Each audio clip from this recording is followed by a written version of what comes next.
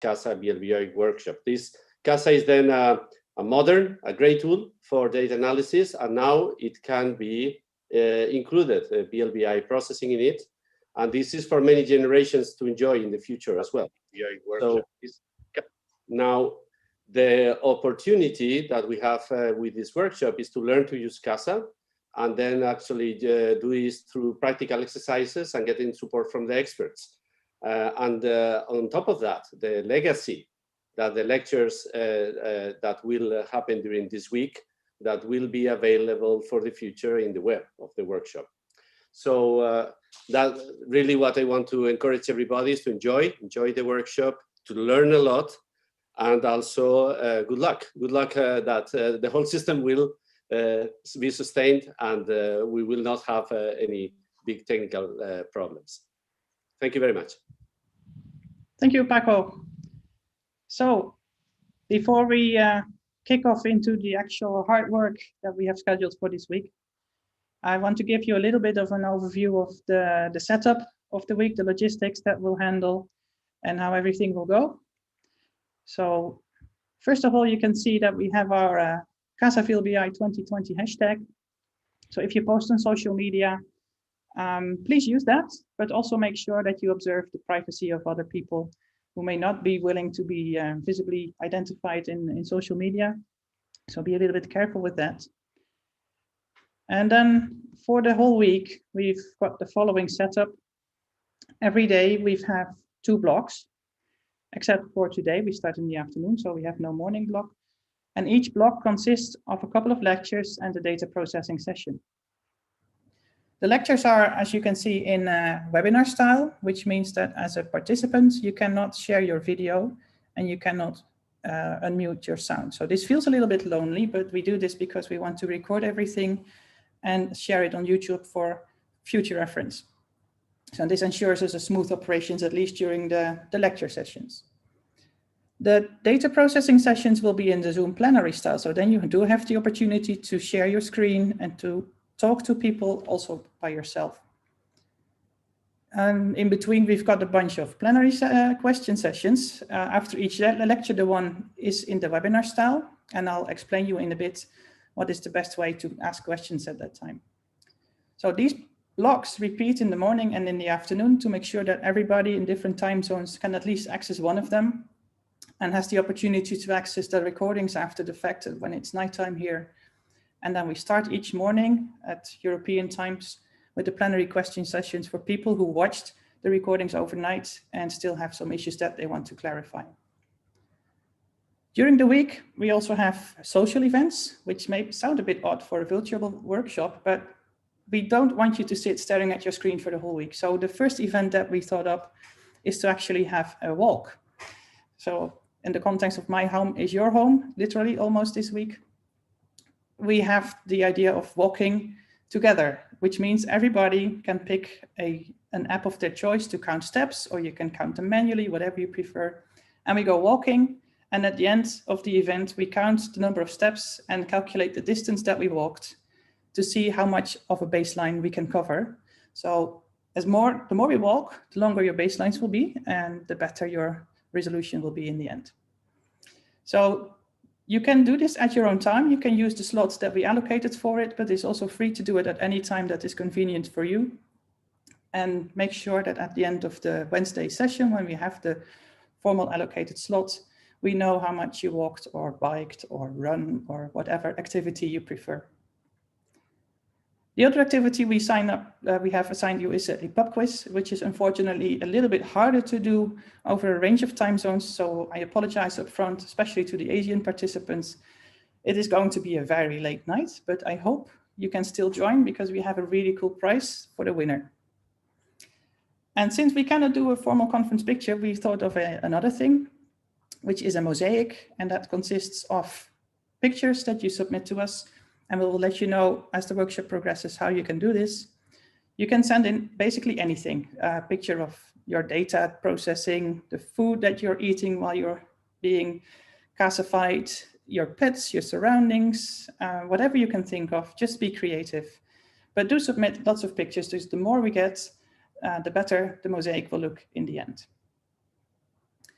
One thing to notice is that there is Zoom links for each lecture on the CASA wiki page, but you do not need to swap Zoom rooms between the lectures. So for the lectures, the next 3 lectures that will follow, and also in the morning sessions and the afternoon sessions the rest of the week, between lectures, you do not need to switch Zoom session. We only switch sessions between the lectures and the data processing because we need to change from the webinar style to the plenary style. So the most important bit, I think, for this workshop is the questions. You are here to learn, and the best way to learn is to ask questions. So during the event, we will have different ways to ask questions. You can ask questions in the webinar style with the Zoom Q&A, which is the button at the bottom of your screen. And the Q&A gives you a very nice threaded way of seeing what the answers are. Different people can answer the questions and help you out. We've got the experience that people still prefer also to use the Zoom chat. If you do, that's okay. But make sure that you select a chat to panelists and attendees so everybody can see your question. And then at the end of the webinar lectures, the co-chair or tech support will read the questions back to the lecturer and get the answers for you. If there's any questions that are not answered during the lecture time, when we have the question session at the end, we'll post them in the MetaMost channel for the lecture. As you can see, all the channels are numbered. The same numbers refer to the lecture number. So you can find your questions there, and the tutors will take some time to answer them there as well. If we are in a plenary session during the data processing sessions, there are several options. You can use the raise hand button, which is our preferred option because it keeps things a little bit more organized. You can also use the Zoom chat there. And please make sure that if you are addressed, that's the only time you unmute. So when the chair or the speaker asks you something, then you unmute, and make sure you mute after you post your question or finish the discussion. So as we move along with this welcome, you can also already start to type questions if you have any, and we can address them at the end. But do make sure that we're going to have a fairly tight schedule. There are several people I know who will join just for a few lectures, and we want to sort of stick to the time so they can join and not be having to wait for a long time or fall in the middle of a lecture. So the critical bit for today and the rest of the workshop is going to be the breakout sessions for the data processing. We did assign all of you to a breakout room. Each room has about 15 to 20 participants, and they all have the same people for every data processing session. You have a bunch of different experiences, people with loads of CASA experience, people with loads of VLBI experience. And the idea is that you build up a little bit of a network between you all, that you can help each other. Because with 200 people and just a dozen tutors, we're going to be stretched to help everybody in person. You're welcome to make your own private MetaMost channel for this. If you have any discussions or informal things to chat about, that's fine.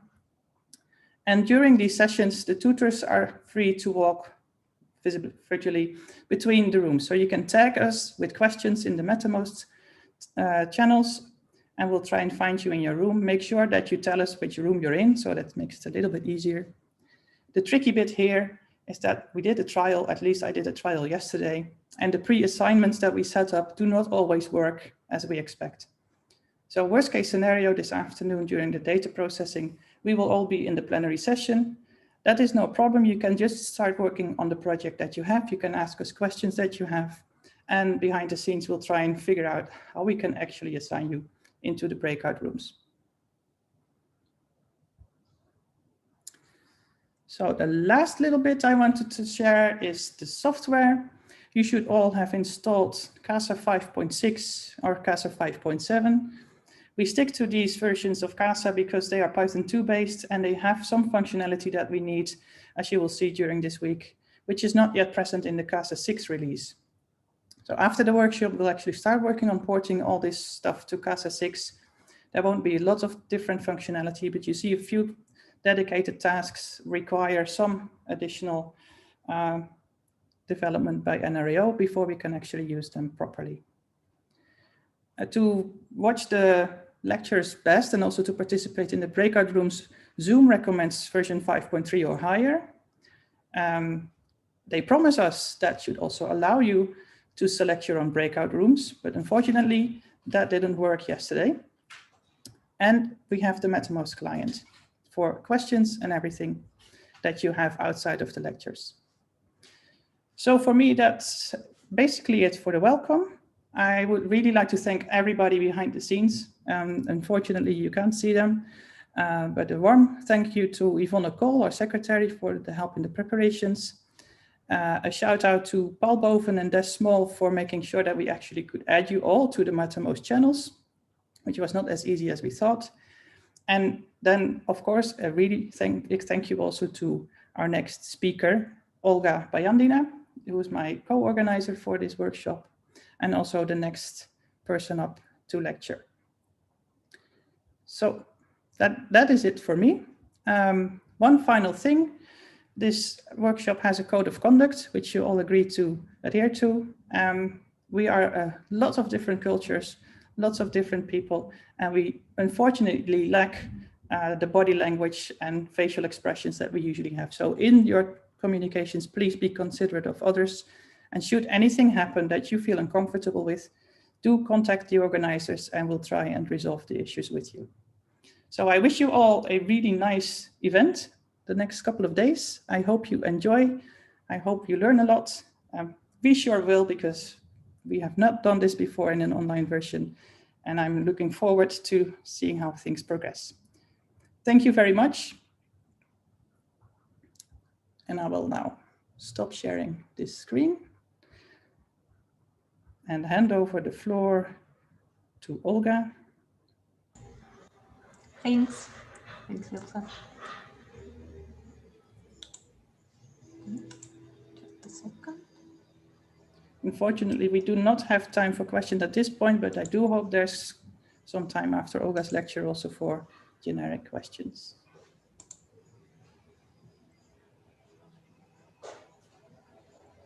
Okay. Yes, you're good to go, Olga. Yeah, great. Thank you. Thank you for having me. Thanks.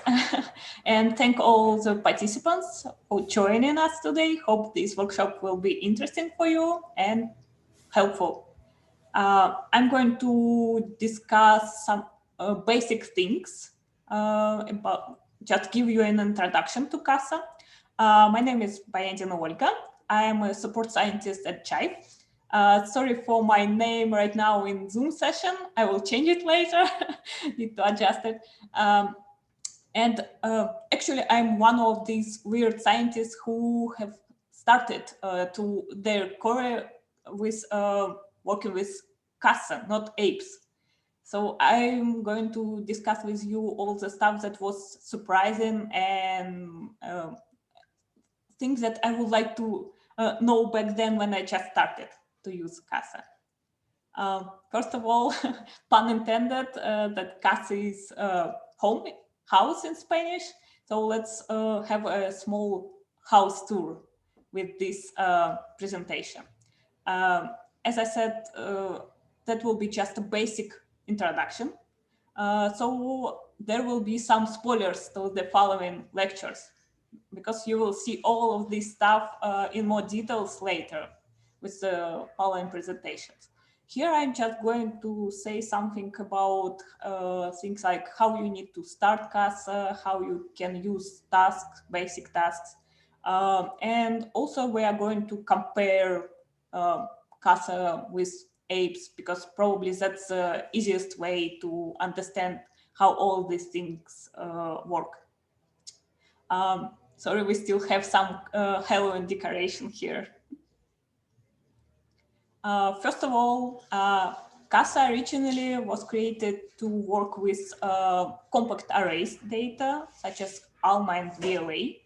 And I actually started to work with it when I worked with VLA data.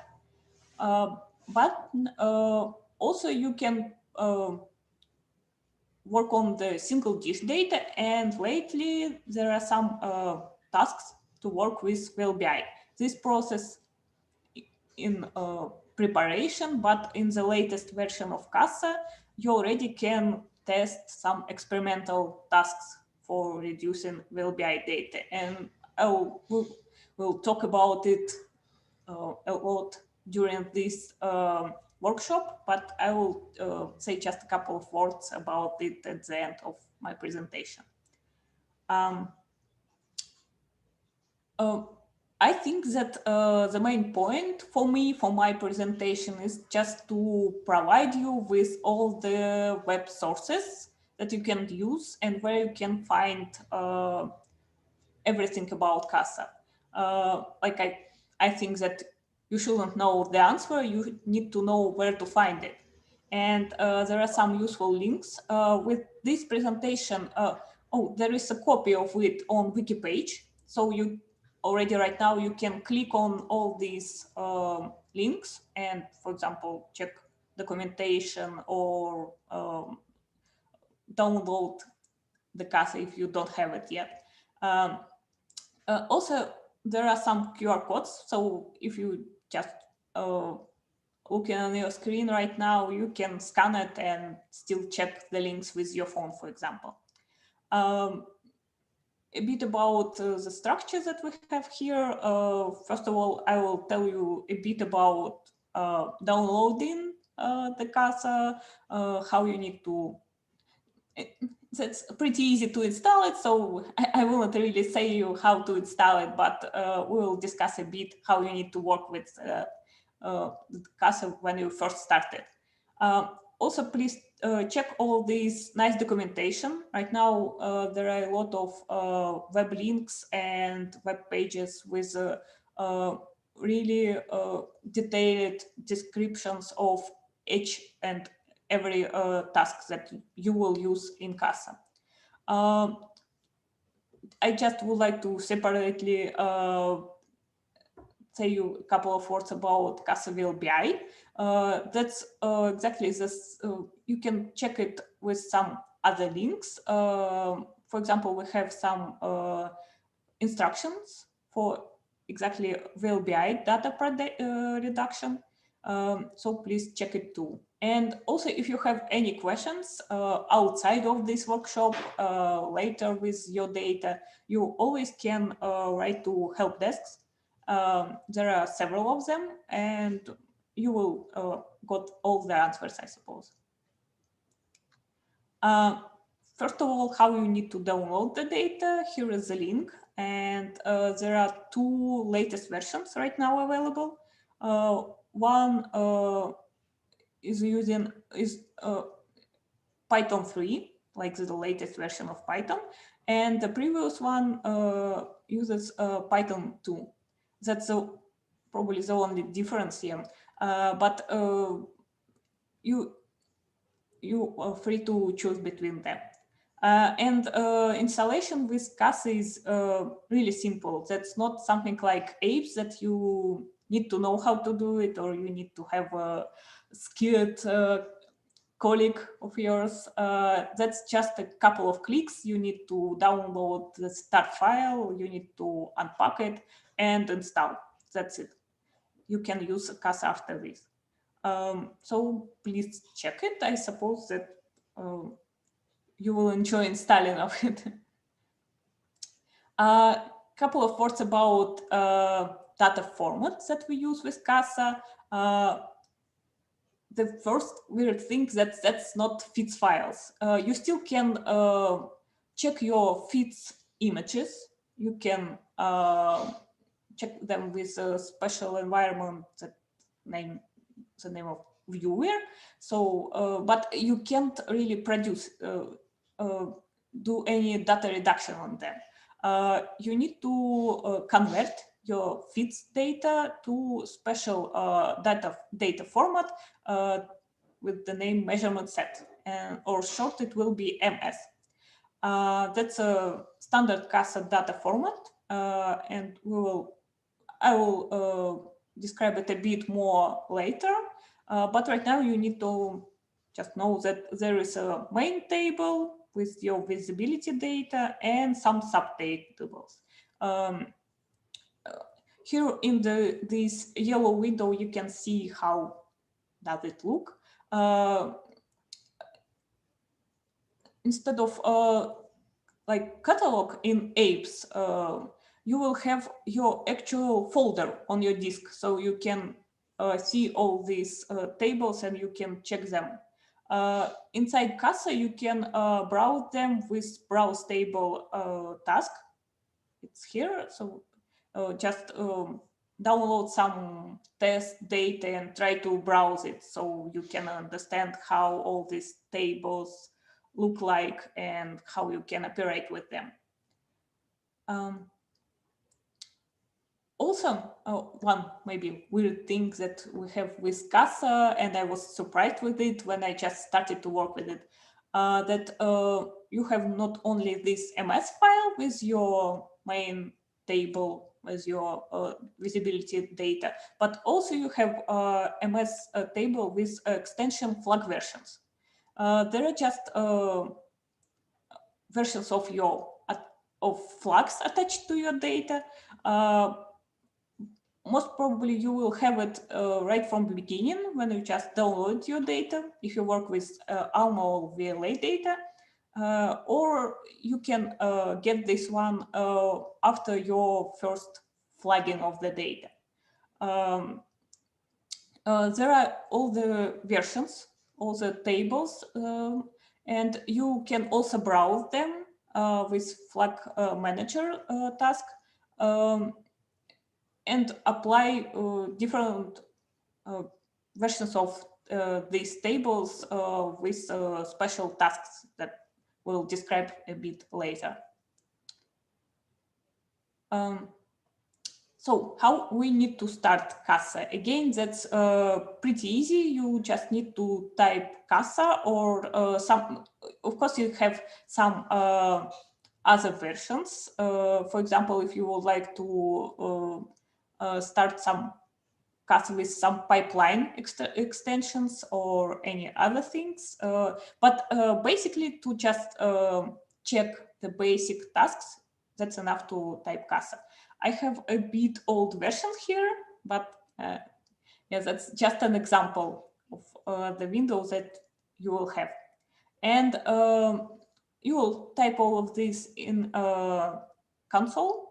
But also you will have one window that's a log message window, and you need to pay attention to this one. There we will have all the inputs for your tasks. You can check them right here. Oh, sorry. Right here in this log window, and also all the stuff from this window will be saved in a special text file on your disk with the name casa date.log.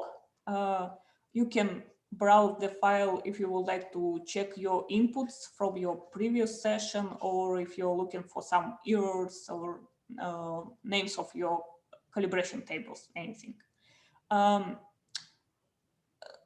Oh, this window is really useful because here you will see in highlighted in red all the errors. So pay attention to it and try to save all these files when you work with your data now during this workshop, because that's a way to check what you did wrong and what were your errors here. And just a bit about CASA tasks. Really, that's similar to ape syntaxes. So you also have all these stuff like default task, get task. You can check all the inputs, all the parameters in your terminal, and when you are done with setting your parameters, you just can type go and start a task. Also, here a bit lower, you can see how you can just write all the you shouldn't always put all the inputs, all the parameters. You can have just several of them, the most useful and those that you don't want to leave as default. So you just can write a task like this.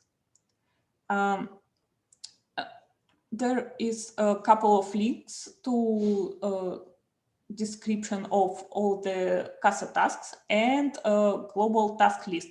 There you can check each task, like description of it, all the parameters, what does it do, how you can set the parameters and syntaxes of it, for example. And that's really useful that all these tasks are written really in Python. So if you have any experience with Python, you're probably ready to go and you know what to do with all these tasks, how to set them, how to write these syntaxes. And if you did something wrong, you can abort any task just with the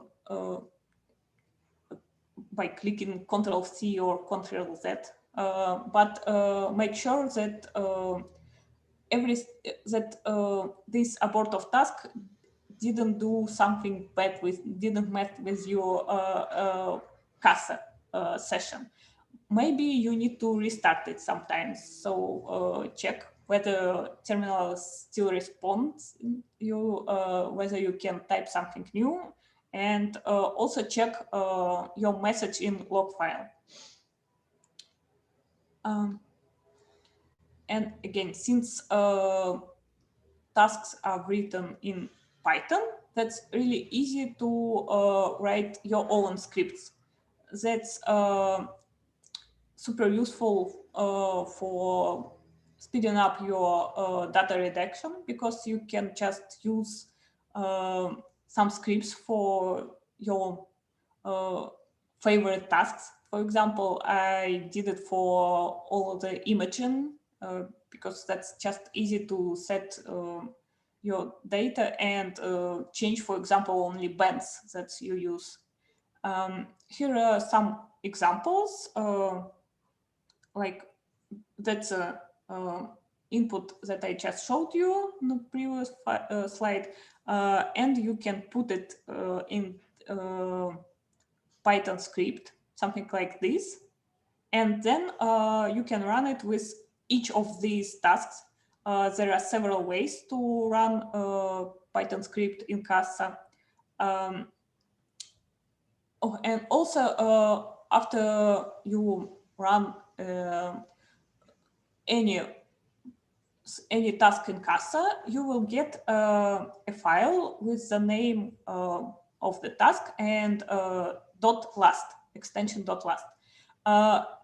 There are stored all the inputs that you have for your task, all the parameters of it. So you just can reinstall it if you would like to run the same task the second time.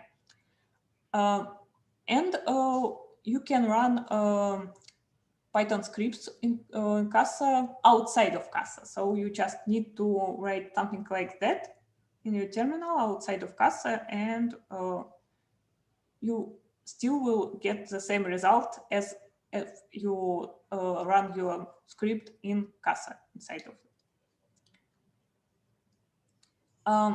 Just a bit of ways to plot the data in CASA, because we'll have a separate talk about this, and you will see a lot more information about it. There are just several things, so maybe you can play with it a bit with your own version of CASA.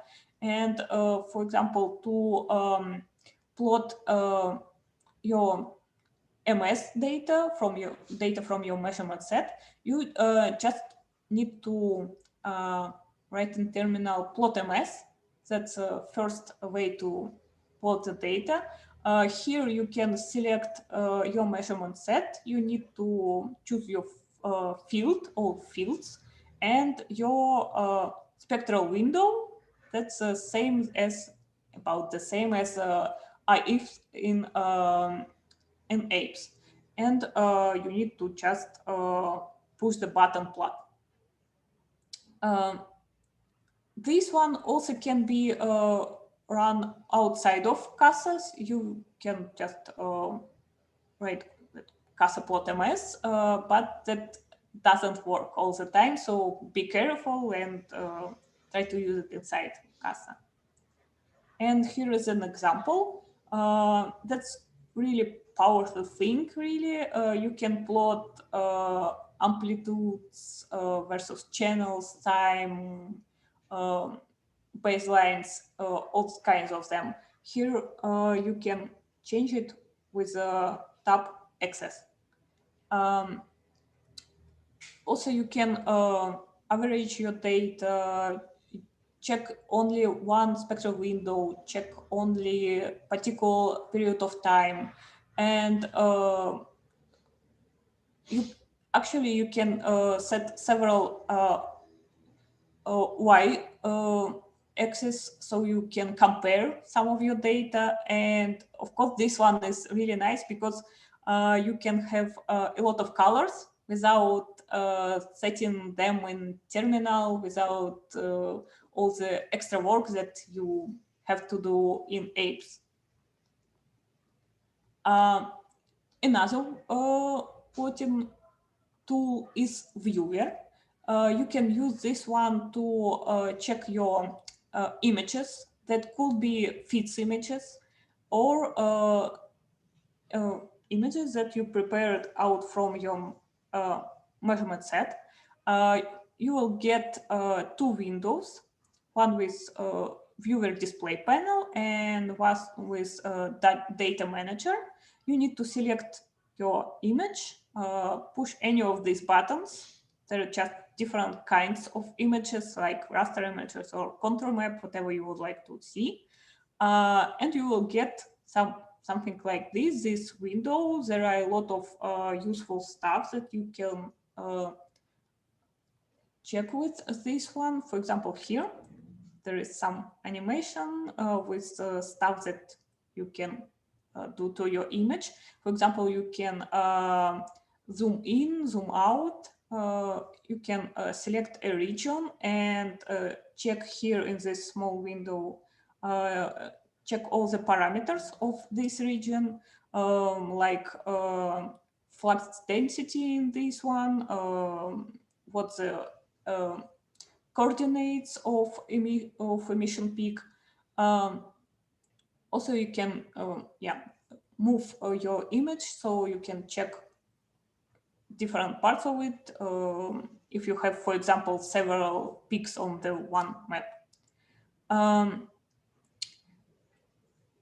Again, you can run this one outside of CASA, so that's pretty easy to check just some of your images if you don't really want to do all the work, all the calibration stuff, and need just some tool to check some images. And of course, an interesting approach to understand how does CASA work is to compare it to apes. And CASA was built on some libraries and some developments on apes++, but that's not the same. That's completely different thing. And while there, of course, some similarities with apes, between CASA and apes, because they both do about the same thing, there are a lot of differences in their tools, and you will see that there are some similar tasks, but still they do a bit different work. And here we will just compare several tasks. For example, you can notice that actually plotting tools are much more powerful, I would say, in CASA, because with just one of them, with plot.ms, for example, you can plot both calibration tables, all your data, you can check different kinds of plots. And in apes, it will be different types of tasks. And several of these tasks are really similar, so you can just check for words like calibration or calip, and you will have something about the same. But some of them have completely different names, so and do a bit of different work. So check all of them before trying to use them in the same way that you did it with apes. And one really interesting and new task is fringe feed in CASA. If you will check this list of CASA tasks, you will see that there it's still listed as coming soon, but actually you already can have this experimental task in the latest version of CASA. While we're comparing CASA to apes, there is a really brief description of the way how you calibrate data with CASA. First of all, you have your original measurement set with only data table, like there is only your original data. With several calibration tasks, for example, gain-cal or bandpass, you will obtain separate calibration tables. That's how you can check them. That's a bit different from apes, because you will actually see them in your folder together with your MS folder. You will have all these smaller files of tables with these extensions. Again, this list is not complete. That's not all the kinds of tables that you can get. Just several examples, and there are some really specific, like this one, for example. That's this one. You will get this one only with VLBI data, and these tables there are also will appear in your folder with VLA and ALMA data, so they are kind of general. Here you have small descriptions of them, but you can read more with the links in this presentation. And that's really important to use task applical, because you need to apply your calibration tables to your original data, and then you will get a new column in your table with data that will be corrected data. And actually, exactly these things you need to plot if you would like to check results of your calibration. With, for example, plotMS, you need to choose not only access, but also you need to make sure that you plot your corrected data, not original data. Always check it. And again, you can check all these tables, each of them with the task browse table. And a bit of description of CASA-VLBI. As I said, original CASA was developed especially only for VLA and ALMA datasets, so only for compact arrays. As we know that calibration process is a bit different for compact arrays. You do both amplitude and phase calibrations in a bit different way. So to extend these tasks to VLBI arrays, we need to adjust this task, and we need to apply some new tasks, new tools for working with VLBI data. And the next step in this evolution of the CASA, it was applying of some Python scripts. They work outside of CASA. You first do something with the scripts, and then you can proceed to CASA standard calibration steps. Again, there will be absolutely different task for fringe for calibration of phases. but most of it was just done outside CASA with some scripts. But right now, these scripts and tools, they are added to CASA, and now you can try to use them inside this environment. They are still experimental, but already they work, and you can actually calibrate data from arrays like even, for example, VLBI. And some conclusions maybe for this talk is what you should expect from CASA. First of all, that's up-to-date and really user-friendly software. So you can expect that there will be all the latest, for example, with this transfer from Python 2 to Python 3.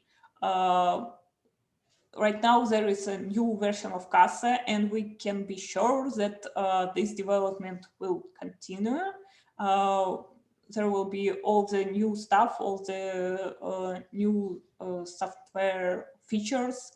And also with CASA, we have all these nice windows with colors, with buttons, and that's really easy to use. For example, when you just try to explain something to your students, that's not that shocking for them. Just to have these windows that you can click several buttons and see your image. You shouldn't type all of that in your terminal. I suppose that's really nice feature for modern, nice software for data reduction, astronomical data reduction. Again, since CASA grows and evolves, you can find lots of information online. You can always expect that you will get help if you need any help with your task, with your data, if you have any problems. And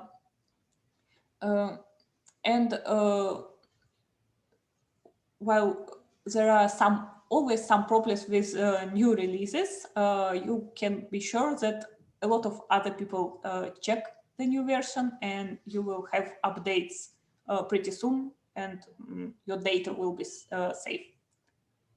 Of course, there are some things that you shouldn't expect from CASA, and I wouldn't say that's bad things. That I put here some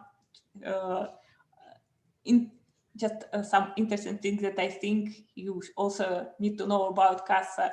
That's definitely not apes++, so that's won't go anywhere.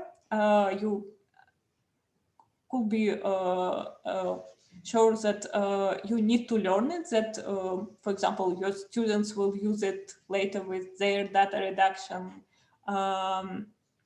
If you are the student, that's nice for you to know CASA, not only apes, and that will be really useful in your work. But also note that as any growing and developing software, it needs some space on your computer, and all these plotting of data and calibration steps, they will take some time. So you need to be patient. You need to give it a chance to work. And again, if you have any problems, if you think that it takes too much time, you can ask, you can write to any help desk and check what can you do, because you always can reduce your size of your data and adjust some tasks. And also that's good that we have these up-to-date software that is created especially for us, for our work. That's not like some Excel, for example, because we all heard about these stories when some I think medicine workers, that was like something about genes, and they had to rename their genes that they found take to continue working with Microsoft Excel, just because they don't have any better software. And actually, I would like, before you will ask me questions, I would like to ask you, what do you think? What's your CASA level right now? You can participate in this pool using information from here or scanning this QR code. I will wait a bit so everybody can join us. You can do it with your phone or from your computer anyway. And I think that we are ready to start this pool. Oh, that's updating still. Okay, and it looks like most of us are beginners. So I was a bit scared that my presentation is too basic and probably it will be not interesting for most of you, but I'm happy if I gave you some useful information if you are just beginner and you really just started to work with this software. Okay, I see that there are still voting, so we'll keep it for a bit. And also, that's really good if you will try to use this application for voting, because we will use it with our quiz on the last date of this workshop. It will be something like this, but with several options for answering. So it will be really quiz, not just pooling.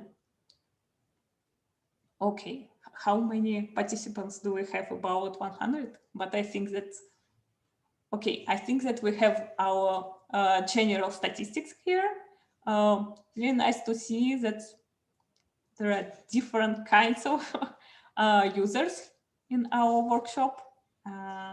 Okay, I think that we're ready to stop this one, okay? Now still counting. Okay, thank you very much. I think that I finished a bit earlier, but we can still discuss this introduction to CASA. I'm ready to answer you through Mattermost. That's lecture number 1. You can send me your questions. That's my username in Mattermost. So please feel free to ask any questions. And also you can send me email if you would like to talk about something in more details, or you have any specific questions, because, for example, we can discuss with you data reduction for spectral lines, something that most probably will not cover it yet into details. So please feel free to write to me. And thanks to our sponsors. Yeah, thank you. Thank you for having me. Thank you, Olga. It's always strange to lecture to a screen only. You have no interaction with the public. So it's really nice to see that poll. Thank you for that. So I'll hand the floor to Benito as co-chair to see if there's any questions. Yeah, so there has been a few of them that you may see answered already, mostly technical. So if you want to pose more questions now concerning CASA, things like that, yeah, we've at least 10 minutes left for your lecture as well, Olga. Did you have any more poll questions or not? Oh, I didn't prepare it, no. Sorry. Okay, no, that's fine. That's okay. So maybe just a few remarks related to the technical questions. Some people are asking about different CASA versions. We chose CASA 5.6 and 5.7 because they have all the VLBI functionality implemented. And this is all been tested and verified extensively for continuum data. And we're still in the process of doing this for spectral line data, especially maser observations.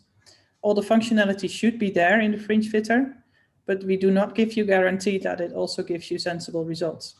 And as part of this workshop, if you are an experienced VLBI person, we really welcome your feedback in this. So if you test this and you run into problems, or you see functionality that you would like to see, but it's lacking, or it's really not there at all, do let us know. And this will all be included in future plans for development.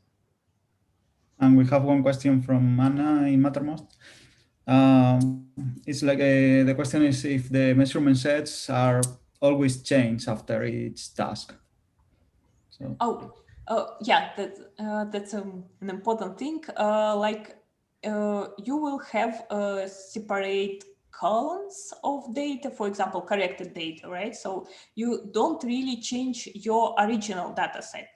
But still, for example, with PlotMS, you can just select a part of this plot and flag it. And then it will be really hard to unflag this data if you did something wrong. So I advise you, at least with a couple of your first runs of CASA, have a backup version of your original data. Try to start with some small data sets so you can copy them in a separate folder, and you can just try to play with them, because yeah, you can undo all the stuff that you did with your data, but sometimes that's really hard, and you need to understand what exactly you would like to undo. And that's tricky for beginners, for people who don't have enough experience with CASA. So yeah, that's not like your data is completely screwed, but you better to have a copy of it. Yeah, my experience is usually the flags, which are at some point I'm not sure they become corrupt, but undoing all the flags is tricky, and then it helps. The data itself in the MS is not touched. Yeah. And but every time you apply a calibration table, data is flagged which does not have a corresponding calibration entry in the table. So if you do that several times, you can end up with not seeing any data, but that's because of the flagging. Yeah. Any other questions that are popping up, Benito? Yeah, another question is if CASA can handle right now all types of interferometric radio data, or if plans to do that in the future. As I said, originally it was created only for ALMA and VLA data, so you can be sure that you can reduce any kinds of VLA and ALMA datasets. That's more tricky with VLBI datasets, because we not just started it, but this work is still ongoing. So, for example, in the latest version of CASA, they especially say that these tasks, they're experimental, and we still need to treat them with some, you need to be careful with them. But as it planned, CASA is supposed to be applicable for all kinds of data. You can work with any of them, compact arrays, VLBI, and even single dish data. So at least that plan. Yeah, maybe I can add to that for future development, for really long-term future, there is actually plans to completely overhaul the CASA package, which is now the development that's called Next Generation CASA, Next Generation Infrastructure, which has a fundamentally different approach to data processing. It's completely parallel, and this is something that is many years, well, I can't see into the NRO planning still, but it's still several years away. So the current CASA can definitely handle the majority of data. It's mostly the functionality that, as Olga said, may not always be completely integrated yet, or still experimental.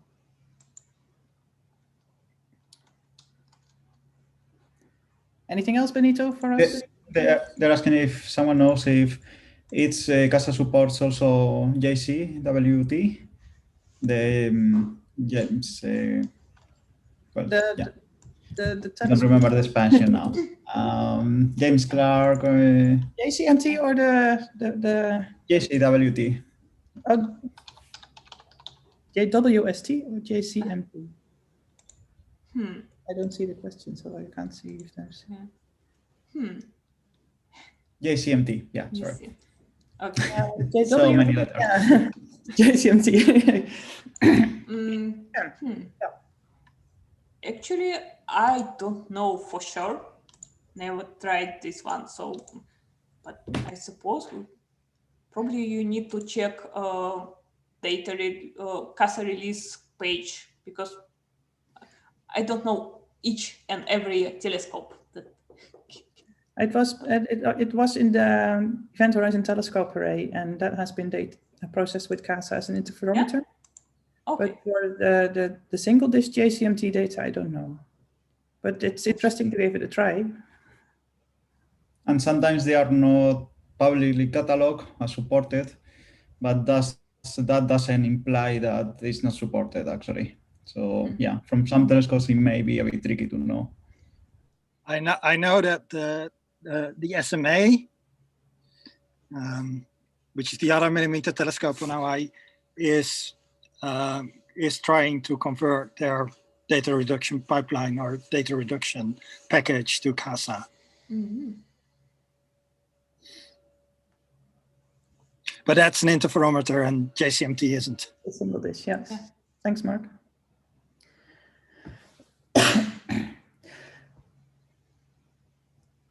And what about Westerbork? Actually, that's a good question. Local. Yeah. That is a good question, actually. Yeah. People have done it. I've done it in CASA, but that's been a while. In principle, it should be no problem. If you have the calibration tables, should I continue to use Myriad? That's a trick question for people in Jive. You know, we are hosted by the Astron building people. I would not recommend to continue to use Myriad. I'm not, depending on how much it's still being maintained for Westerbork. So that would be a question to ask the people who are the operations in Westerbork, if they, what they would advise there. But it's possible to calibrate Westerbork data with CASA, for sure. Something that we will show later, I'm not sure if that's in Benito's presentation, is that there is a new development that is called CARTA, which is a viewer, data analysis viewer that's being developed in collaboration with the CASA team, which is probably going to replace KVIS and things like DS9 in next year. And that infrastructure is so fundamentally different that I would definitely recommend to start making that switch towards those packages, also for the larger data fractions that are coming up.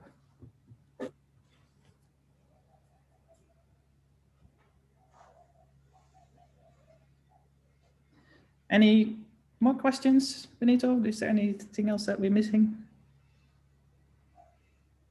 Yes, I'm sorry, I'm reading.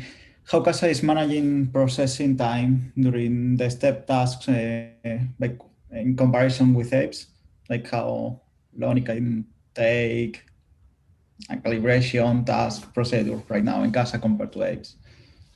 I haven't tried to compare time for sure, but yeah, it takes some time, I think, with CASA.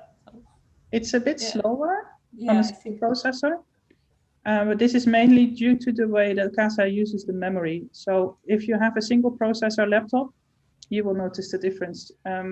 But CASA also has MPI options. So if you really want to boost things, that is the perfect way to go to do multi-threading. At the moment, I have not done the one-on-one comparison with the identical data set, but my personal impression is that the bottleneck is the multi-band fringe fitting. So when you're processing all your data, CASA is a little bit slower still, but it's not orders of magnitude. It's factors of 1.5, 2 at most. I think just to add to that, you know, if even though the fringe fitting might not be parallelized, you'll make up for it with all the other tasks that you do later on, like flagging and things like this, which are all parallelized, and you can use external packages too, which also speeds up things like AO Flagger, etc. So it could help in that way. Thanks, Jack. For a few comparisons, I think also the scaling is different. So if you have a relatively really small data set, of fits for apes, typically CASA runs faster because you use some more cores than one in apes. But then for large data sets is when, yeah, CASA gets a bit slower or scales a bit worse, probably. And then there's the point where the data set gets so large that you can't use apes on it anymore. Exactly, yeah. Although, do we run into that problem in the EVN, Mark? Typically not. Typically, okay. Well, we won't be trying any LOFAR data during this workshop.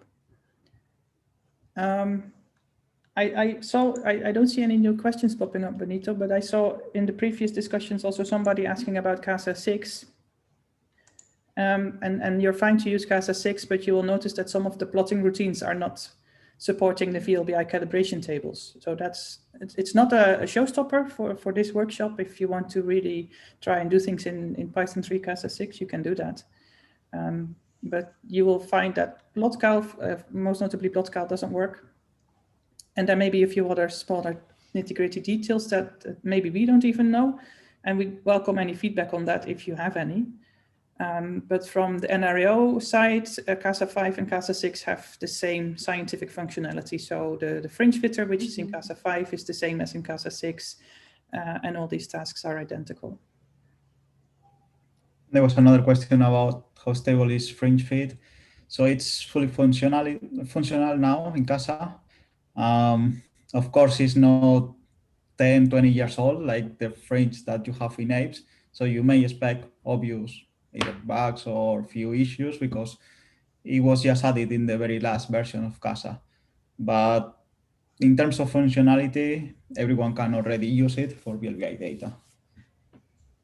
Yeah, we've had our first VLBI workshop 3 years ago, almost to the date, which was the first time we had a group of 20 people over to Jive to test all the functionality, which was at that time experimentally implemented in a CASA branch, and has since then been quite thoroughly exercised, mostly for the continuum data, but spectral line functionality should also be in there now.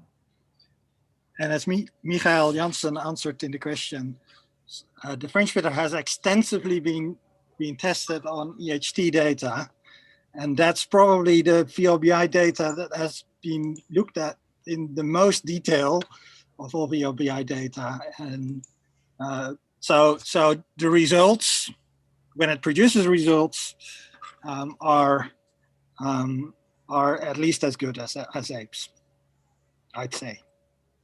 Yeah, and that's an interesting remark. It's good that you mentioned this, Michael, as well, that EHT has not just used CASA and also apes at the start, but also used a third package, which is called HOPS, which has a different way of approaching VLBI data processing. And even there, CASA just performs equally well, sometimes in some cases slightly better, in some cases slightly worse, but these are marginal differences. So in that sense, it's really a production VLBI data package at this point. Let's see, we're doing for time. We still have a few more minutes left. I'm not sure if there's any additional questions at this point. Maybe some questions about the general introduction, how things are going this week. Yeah, sorry, disappeared just when I was reading. What do you think about averaging the two parallel polarizations, RR and LL, if that's also possible in fringe fit right now, as you may do in apes? Like how CASA work with polarizations during fringe fit? Will I answer that? Yep, I was just about to go ahead. I don't know when it's going to be ready. It is possible it's on my list, but it's a question of the priorities of CASA development. So I can't give you a timeline for that, but it's already been requested, and I understand it's important for some people. Thanks, Les.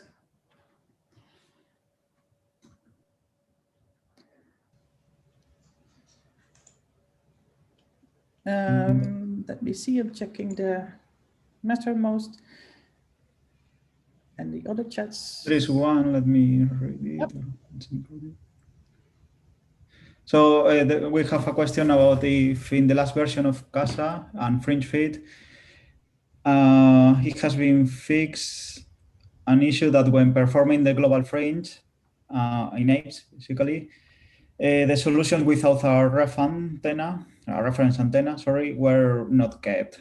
So that was a problem known in apes when you need to change reference antenna because you don't have some particular time stamps that antenna.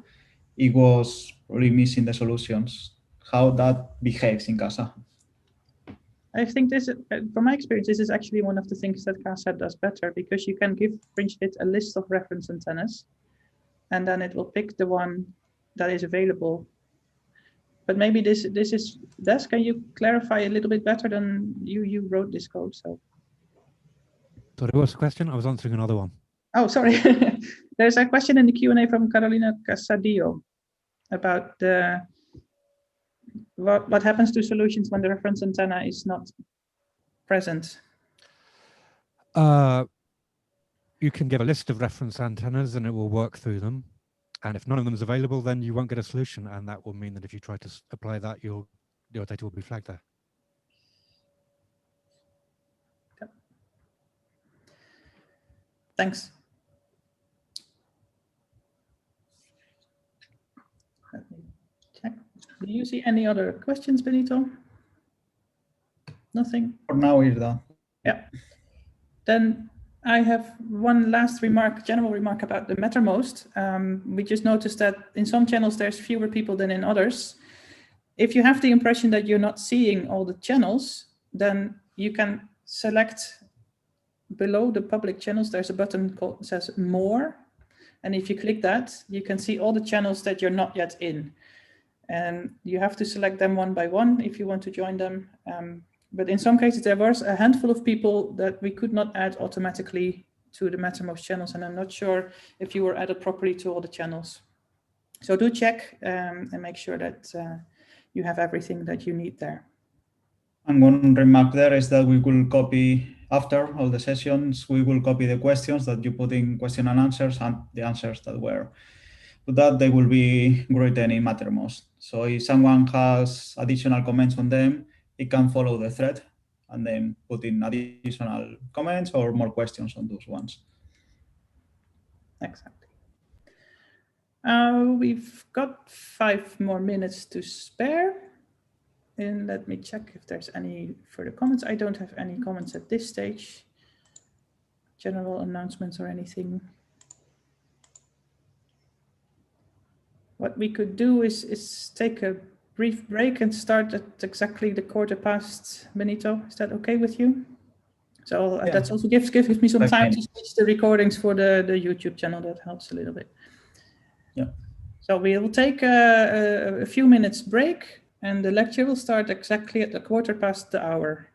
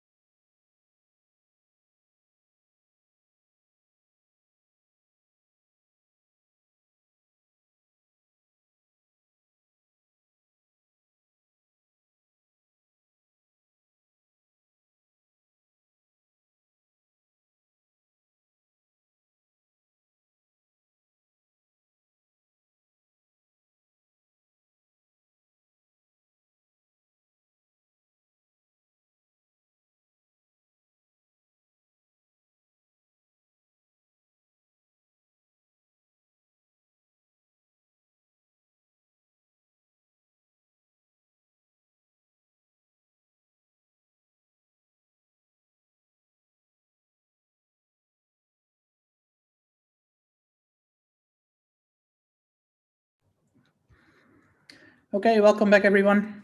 Benito, are you ready to go? Yes, I was sharing now, actually. Okay, the good. screen. So we are starting our second lecture.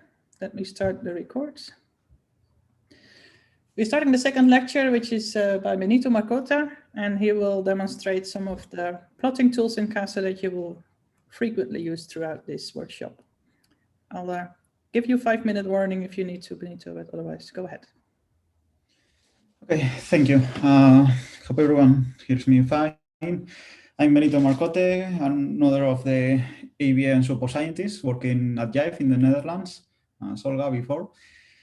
And well, everyone can contact in Mattermost if you need questions and everything at jive.marcote.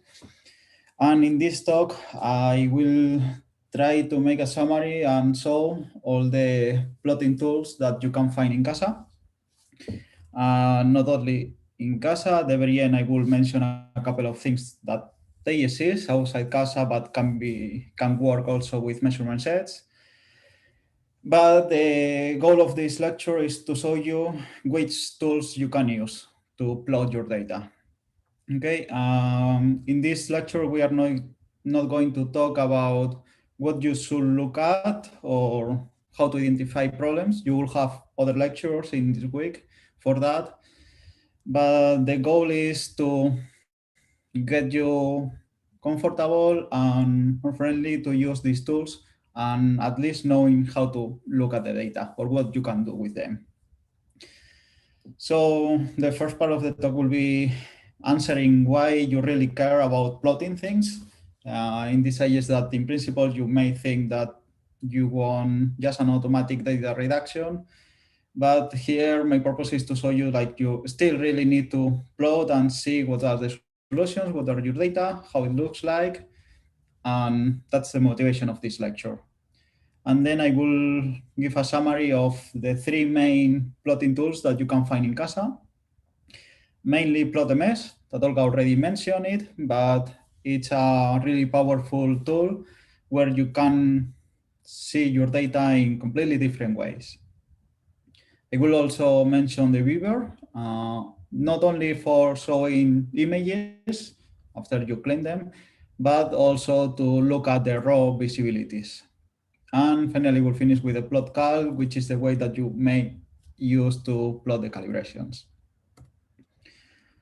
So first, you really need to know why plotting is important, even in packages like CASA.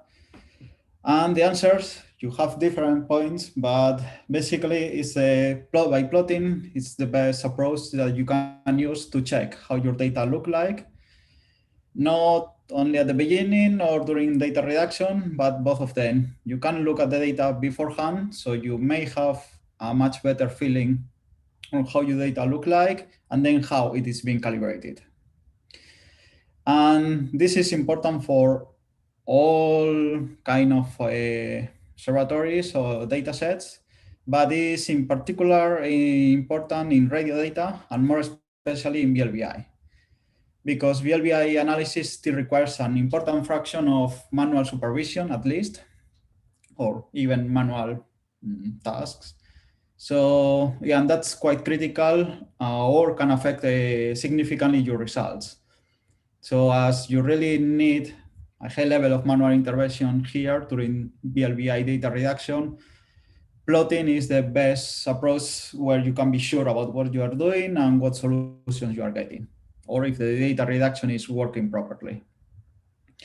So that's why most of the plotting tools, or even this lecture, will focus on plotting at the stages during the data reduction, not just data analysis. We are not going to discuss that much, but what to look at the beginning and during your data reduction. Because this is the only way that basically you have to be sure that your reduction is going into the right direction and you're not creating problems. So the main point that you should take from this lecture is that you should never trust blindly your data reduction, even if you create a pipeline that automatically reduces your VLBI data.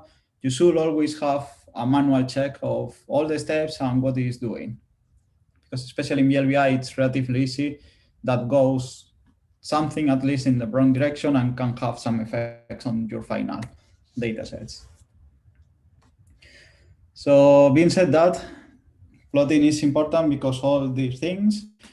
First, and even before data reduction, if you take a quick look at your data, you already have a feeling about how well, possible issues, or how sensitive, what sensitivity you have there.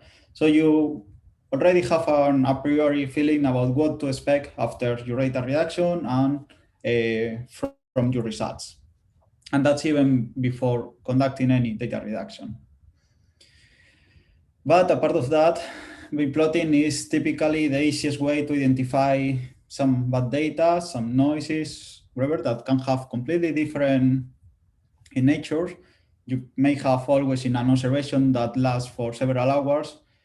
You may have some times where either an antenna drop because any physical reason, or you have interferences, bright ones. And those things, if you leave the data there, it can already contaminate your final results. So it's always good to look at them, trying to flag and remove all this bad data before the data reduction, or during it if you detect them at those stages. And then you will always have much better results there. And one advice that we always do is that you have different tasks to conduct during the standard VLBI data reduction. It's always good and convenient to look at the solutions of those calibration steps. So after each of them, you can look at either the solutions or how you apply them later to the data. And then after each step, you can be sure that it's doing what you expect and you don't see any fancy result that it's unexpected there. And then is when you continue to the next step. So we are mentioning here that you really need to look at the data, but of course, you need two things here. First, knowing what to look at, because you need to identify problems, you really need to know what to expect. And the other one is how to look at that data. So first, the very basic answer for what to should look at, you really need to keep in mind that during a CASA data reduction, you have two kind of data, let's say that. The actual data that are visibilities, they're complex numbers that contain amplitude and phases. And then you have the calibration solutions. As Olga mentioned, every time you run a calibration step, you will create a calibration table to apply to the data. So you can look at both things, the raw data, or once corrected, or also the particular calibration tables that you have them. So both of them give you different, of course, information. Concerning the visibilities, you can, well, here we're talking about interferometers. So you always have antenna-based or baseline-based data. And you need to keep in mind that each visibility, it's basically a multi-dimension. I mean, every measurement set is a multi-dimensional data. You have basically a visibility that is an amplitude and phase measurement for different parameters, like you have one visibility per baseline, which will observe per source. And then you have at different timestamps. So for each timestamp, you will have a visibility. And then you have, of course, divided by frequencies. You typically, in a VLBI observation, you divide your full bandwidth into different subbands. And each subband contains different channels. So for each channel, you will have a measurement of the amplitude and phases. And of course, you have different polarizations. So this gives you really multidimensional data that you can play with, and then choosing, for example, two of those magnitudes, and then plot one against the other. And also that multiply by 2 because you have amplitudes and phases. So you really have a huge number of parameters where you can play with. And again, in this talk, I'm not going to explain you what to look at in detail or the calibration steps that you expect, or so how the data should be modified. You will see that in future lectures, mainly tomorrow. First, all the calibration basics, you could try to understand them tomorrow morning. And then there will be another talk by Ivan tomorrow afternoon, well, at 1:30, about what are the typical data problems and how to identify those ones. Okay, so here I will just focus on how to plot your data. And before that, the two typical considerations that you always need to keep in mind, especially if you come from connected interferometers like PLA or more homogeneous ones. One is that you always need to keep in mind if your array, for different VLBI, this is different, it's homogeneous or is inhomogeneous, meaning if all your antennas in the array are exactly the same, like happened, for example, in the VLBI, or they are different antennas, like in the ABN. And this changes a lot what you will expect in the plots, because in an homogeneous array, you always expect all antennas to behave exactly in the same way. Their sensitivity should be the same.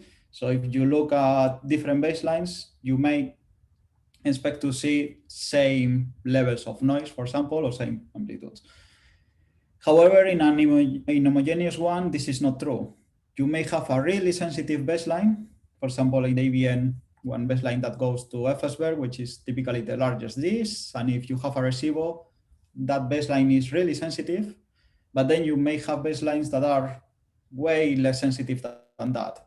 So you shouldn't be surprised if you have a baseline that apparently is really noisy, but that's normal. It's just because that baseline is less sensitive than other ones. So you need to keep that in mind when you look at the data. And the other one is that here we are dealing with VLBI, really long baselines, but you still have relatively short baselines. And that means that most of the sources may be resolved, means that their fluxes may vary with the length and even the orientation of your baselines. So even for a calibrator, you may not expect to see the same amplitude for different baselines. Okay, that this is not common for compact interferometers. So let's go sorry, to the first task, the first tool, sorry, plot MS. Olga already mentioned it. You can use it in two ways. One is from inside CASA, and then you just need to call plot MS and the typical parameters that you can provide, like the measurements that you can read, and you can even specify what you want to plot at, the x-axis, the y-axis, and other parameters. But actually, you can also use it outside CASA. You don't need to run CASA to use plot MS. And in that case, you can directly type CASA plot MS in the terminal, and then it will run. One difference is that we notice that you don't have at least directly, you don't have the CASA plot MS call in CASA 6.06.1. So probably that changed because plot MS is still under heavily development, so that may change. But for now, you only have this call in CASA 5.7 or before. And plot MS is really powerful because it allows to look at your data in completely different ways, and it's completely interactive. So you can quickly change from one side to the other. At the end, you are always looking at exactly the same data, okay? So you only have one measurement set and you are plotting the visibilities, either if they are before calibration or after. However, you can look at the same data in completely different ways. And that's the important part of plot MS. It allows you to look at the data completely with different axes, so you see different perspectives there, and you may identify issues or how it's going in one view, but not in the others. So that's why it's always convenient to look at your data from different perspectives there. If you are inside CASA, you may know that you have two different forms to call any task, not only plot MS. First, be aware that you always can use the question mark to get the help of the task, what it does, and also which parameters you can put them. And then you can call it just like a standard Python function, the name of the task, and then the parameters inside brackets. But for those of you that come from apes, maybe are more familiar with kind of ape syntax, where you can, let's say, preload the task with default parameters, then fix all of them to some options. You can always do an input to show all the parameters and which values are currently set. And finally, run the task with empty brackets. Those two syntaxes are completely equivalent here, but each of you can decide which one is more familiar for you. So going to plot a mesh, what you can plot or what is the typical looks that you can take at the measurement sets that you have at your observation. The first one probably is like you may want, especially for VLBI datasets, you may be interested in looking at the UV plane. Okay, so here you plot the visibilities in the UV axis, which gives you already an idea about how well you will reconstruct basically the sky image. Okay, this is an interferometer, so you know the maximum UV distance, so the maximum separation between visibilities will give you an idea about the resolution that you can reach, whereas the minimum one, and it's always keep that in mind, it tells you about the larger angular scales that you are sensitive to. So you know that any emission larger than that, you will not see in the map. And of course, the better you reconstruct the UV plane, the more accurate your final images will be with respect to the sky. So you know that if you only have one baseline, so two telescopes, you could do an observation, you only have one point in the UV plane, plus if it's complex conjugate, but in that case, you only recover from the sky a sinusoidal pattern. You cannot say more. If you observe for longer time, it will you will get more visibilities, and this is due to the Earth rotation. So you may reconstruct better, and then you are able to say that there is a point-like source in the center. But the better you reconstruct the UV plane with more baselines, the better your final image will be. So this UV plane is typically one of the first plots that you can do, because it already gives you an idea about how well your images or the images will be. You will get more probably in the talks about the imaging, but this is already a good, yeah. Then we can move to how your amplitudes vary versus the frequency, because as I mentioned before, in a typical VLBI observation, you are splitting your subbands, your bandwidth into different subbands. In this case, we are splitting into 8. This is kind of a typical value for continuum observations. And you can see that the amplitudes, they always drop roughly to 0 at the edges of each subband. And then you have the normal amplitude, or a kind of flat amplitude there. Here we are plotting basically amplitude versus frequency, and for all baselines to the Effelsberg station, that in case of the ABN is the most sensitive antenna. So and the color ones are different antennas, so different baselines. You can see that the amplitudes are different for different baselines. We expect you may have different flags for different UV distances for your source, and you know that all of them follow the same pattern. So otherwise, here you just see what's your bandpass shape, the original one. If you conduct the bandpass calibration, as you will see in tomorrow's lectures and more of them, the idea is that you know that this is an artificial pattern. You know that the amplitudes in this limited bandwidth will be exactly the same for each source from the beginning, from the lowest frequency to the highest one. So that's why you run a bandpass calibration to get rid of this artificial instrumental shape. And then what you will see later is that all the amplitudes will be, well, in this case, normalized to 1, because it's just the correction that we are applying, but flat. Okay, you see the same amplitudes at the center of your subbands or at the edges. So this is one of the things that you can compare with plotMS. Is like every time you do the calibration steps and you apply, you know that it's doing what you expect. You have the raw data, and then after a one-pass calibration, this is what you will expect. But those are just some examples of plots. If you run plotMS without any argument, only the measurement set that you want to load, this is what you will typically see. By default, it puts an amplitude versus time, and it loads all your data. So all sources, all subband, channels, times, which may be tricky if you have a really large data set, because either it will take long or it can directly run out of memory. But this is the simplest way to load your data. And this is the plotMS window. So you have a large number of tabs and parameters, plus other options on the bottom. Way to plot your data?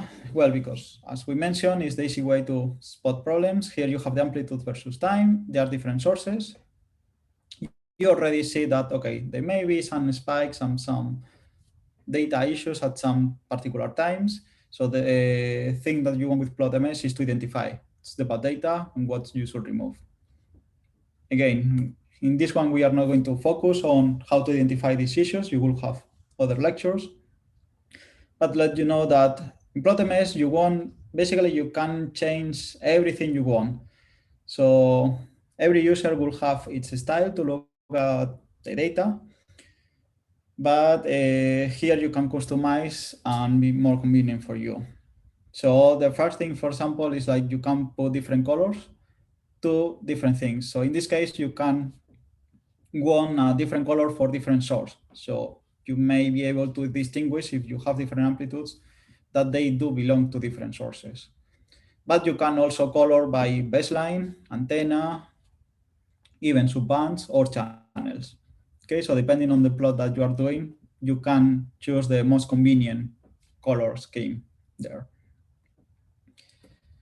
And if we go to the main data panel, here is where you have all the properties that you can set. So you can specify a particular field, so a particular source to plot. Otherwise, it will show everything. And then you can specify, for example, the numbers of which subband and channels you want. CASA has this syntax where SPW, that is the spectral window, you can choose the number of the subband that you want. So you may specify a star to plot all subbands, just a range, so 5 till 6, or just a single subband. And then after column, you have the number of channels or which channels you want to show. Remember, you have different channels per subband. So in this case, we are plotting subbands 5 and 6, and only the channels from 10 to 30 in those ones. So basically, you can personalize completely that one. So specify a time range, even cutting by UV ranges if you only want to show long distances or short ones, and specify different antennas or even baselines. So here you can put the name of the antennas or an ampersand if you want a baseline. In this case, we are showing all baselines to FSVR, which for most of the purposes is typically the most common thing to choose to pick the strongest reference antenna and then show all of those ones. And the polarizations, in this case called correlations. So we are only plotting the direct ones. And we are coloring by source. So you see that some of them have different amplitudes as expected. And there are some faint ones that have lower amplitudes. In the bottom panel, you have different options. Of course, you have something for zoom in, zoom out, going back to the original plot. But the interesting part, this is not only for plotting, you can do something with the data. So first you can select, well, you can put some selection boxes. With the plus, you can set like here, tiny, or with the mouse, you select a box. And with the minus, you can remove it or put more. And with this, you can select some subset of these visibilities and then you can retrieve information about those ones. So for example, if you have something like here, really low amplitudes, you may be interested about, okay, which ones are these visibilities? So for that, you have the magnifier, and then in the normal log window from CASA, you will get, oops, sorry. You will get the properties of those visibilities, so to what they belong to. So in this case, you will have a line per single visibility that you had in the plot, but you see that all these ones here belong to the same baseline. In this particular case, the one from FSVR to SVTLU, so antennas 0 to 6. You see that you have different subbands, a single channel, but it's the only one that we are showing.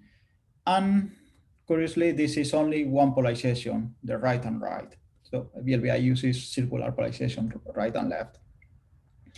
So from here, you can identify that all these low amplitudes belong to the same baseline and the same polarization, for example. And it's really straightforward to identify what's the origin of that data that you are looking at. And additionally, you have two buttons to flag or unflag those data. So you can always set a box, and then with the flag, you can flag those data sets, those data points, and they will be stored in the measurement shell. But you don't only need to show amplitudes versus time. You can always change the X and Y axis. You have, for example, UV distance versus amplitude. In the column property, you can set data, which means the raw data, or the corrected column, that is the one containing the most up-to-date calibrated data that you've applied to your data set. So as we mentioned before, here you have a source that typically in VLBI is a bit resolved, and that means that in the short baselines, you have higher amplitudes and lower at the other ones. And we are coloring from through baselines or antennas. In this case, so you see that a particular antenna had really low amplitudes here, where the other one, the same data set, but some other set of these visibilities had relatively consistent amplitudes with the other ones. So again, if you do a box, you see that it's exactly the same as we were seeing before. It's the same baseline and only one polarization, meaning that that polarization was probably broken. So you can actually flag that data with the flag. And the final thing that you can do with plotMS is that you can iterate through different properties. So you may, for example, want this plot, but for different sources. You don't want to combine different sources in this kind of plots, because then you will have different amplitudes and then you don't see any difference. So you can iterate through sources, scans, subbands, even antennas. And then with the green buttons here, the arrows, you can go to the next plot and the previous one. So it's really quick to see differences, for example, between baselines. And for example, if we move back to amplitude versus time, and then we go through different different baselines, you can see that all of them look fine, but then you find a particular baseline where you see these amplitudes that are consistent in time. Each color is a different source. So in this case, we see that suddenly the amplitudes for this source drop to 0, or roughly to 0. So this is already telling you that, okay, at those times, you lost the signal for a reason, and you may want to get rid of all this data in those times. So that's something that is easy if you cycle between different baselines, for example. So with plotMS, this is the main objective that you can use for. You can identify times where the data seems to drop for unexpected reasons. All this was about amplitudes, because typically, yeah, it's easier to spot difference in the raw data there. Here. But you can always, again, change all your axes to what you want to see, go through all the possibilities, and then you may spot issues in one way, but not in another one. Of course, you can also plot faces, but with raw data, what happens? That you have radio interferometers and you have uncalibrated data. So if you plot that for all fields and all frequencies, the uncalibrated data will look something like this. You haven't calibrated the faces, so they will evolve with time, and then you probably don't see, or you see a really tiny structure. However, if you conduct your typical calibration that you could learn during these days, you will expect afterwards something like this. So all faces, this is a calibrator, bright one. So you will expect that the faces are roughly fitting into zero and constant in frequency or even in time. Okay, so all these things they are the possibilities that you can do with plotMS. Sorry. Then we can move to the second tool that you can find in CASA. This is Viewer. Most of you, if you've already worked with CASA, will be familiar with this one just to show images. As Olga mentioned in the previous lecture, you can plot either the results from the imaging in CASA or even plot feeds files if they belong to a image. However, this is not the only use that you can do with Viewer. And here I will focus on this second use that is less known, but it can be useful for you. Again, similar to plotMS, you can call it through inside CASA by Viewer, or also outside as CASA-VLBI. And this can be even a nice replacement or alternative to DS9, for example, or KBs if some of you use it. So you can use it completely independently of CASA, and it can also read feeds files. So again, most of you, if you've used CASA, you will be familiar with the imaging Viewer. You will probably get a more detailed lecture during the cleaning one that I think is on Wednesday, and then you will use it, and even during the workshops. But however, you can also use it to plot visibilities. And compared to plotMS, this one is a completely different approach, and it gives you basically an extra dimension to compare the data. What happens with that one is that if you directly call a measurement set and open it in Viewer, you will probably get something like this. That, okay, it's not the most user-friendly, and probably you are not sure what you are seeing there. But basically what Viewer does is plotting all your data, all your visibilities, and per baseline in the x-axis. So here you have the antenna 0 and all baselines to antenna 0. So 0 to antenna 1, 0 to antenna 2, 3, 4. Then you jump to antenna 1, antenna 2, and then you iterate all the baselines to antenna 2, 2 and 3, 2 and 4, 2 and 5, etc. And the y-axis in this case is time. And the color is the amplitudes that you have in the data. And of course, this is only for a particular channel. You can iterate through different channels.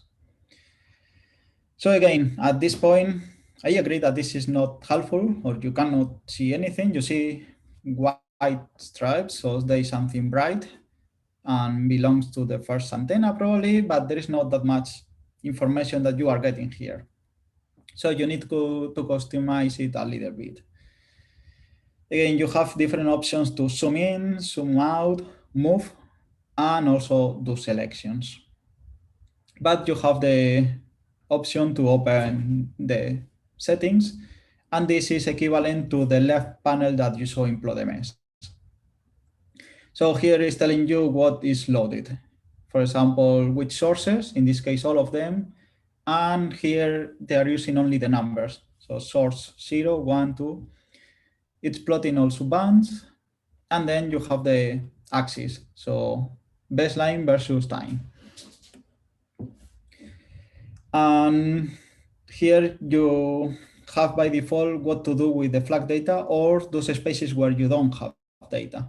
So by default, those are the blue stripes that sometimes is confusing. So for the purpose of this lecture, I will make it as easy as possible, it typically remove that one. So just mask with background. So now all black is where you don't have data. Still, this is not giving you too much information, but you can also change the color maps. You have different options again and change the levels even. And now at least you are getting a bit more information or feedback. You see different amplitudes for different baselines, and almost all of them are kind of constant in time.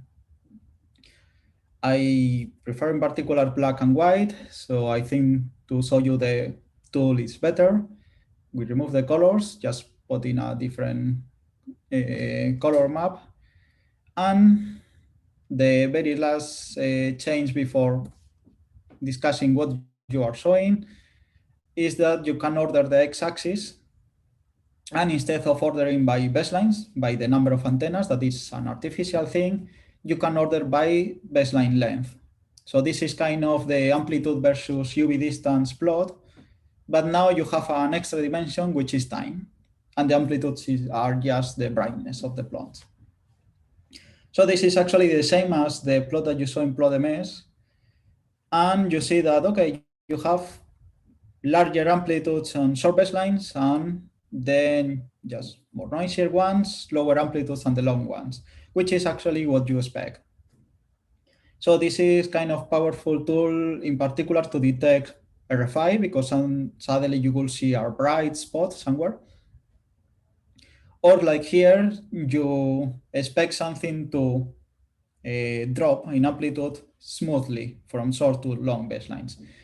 But here you see some stripes that contain more amplitudes that you would expect according to what is nearby for those UV distances. So those are the things that you can look with Beaver. Actually, you can also flag data here.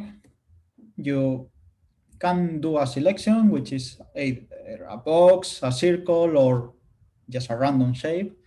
So with your mouse, you can select something like here, for example, this bright stripe, like if happen after calibration and I don't want that because it's really bright, I just select that, and then you double click inside that box. So the data there will be flagged.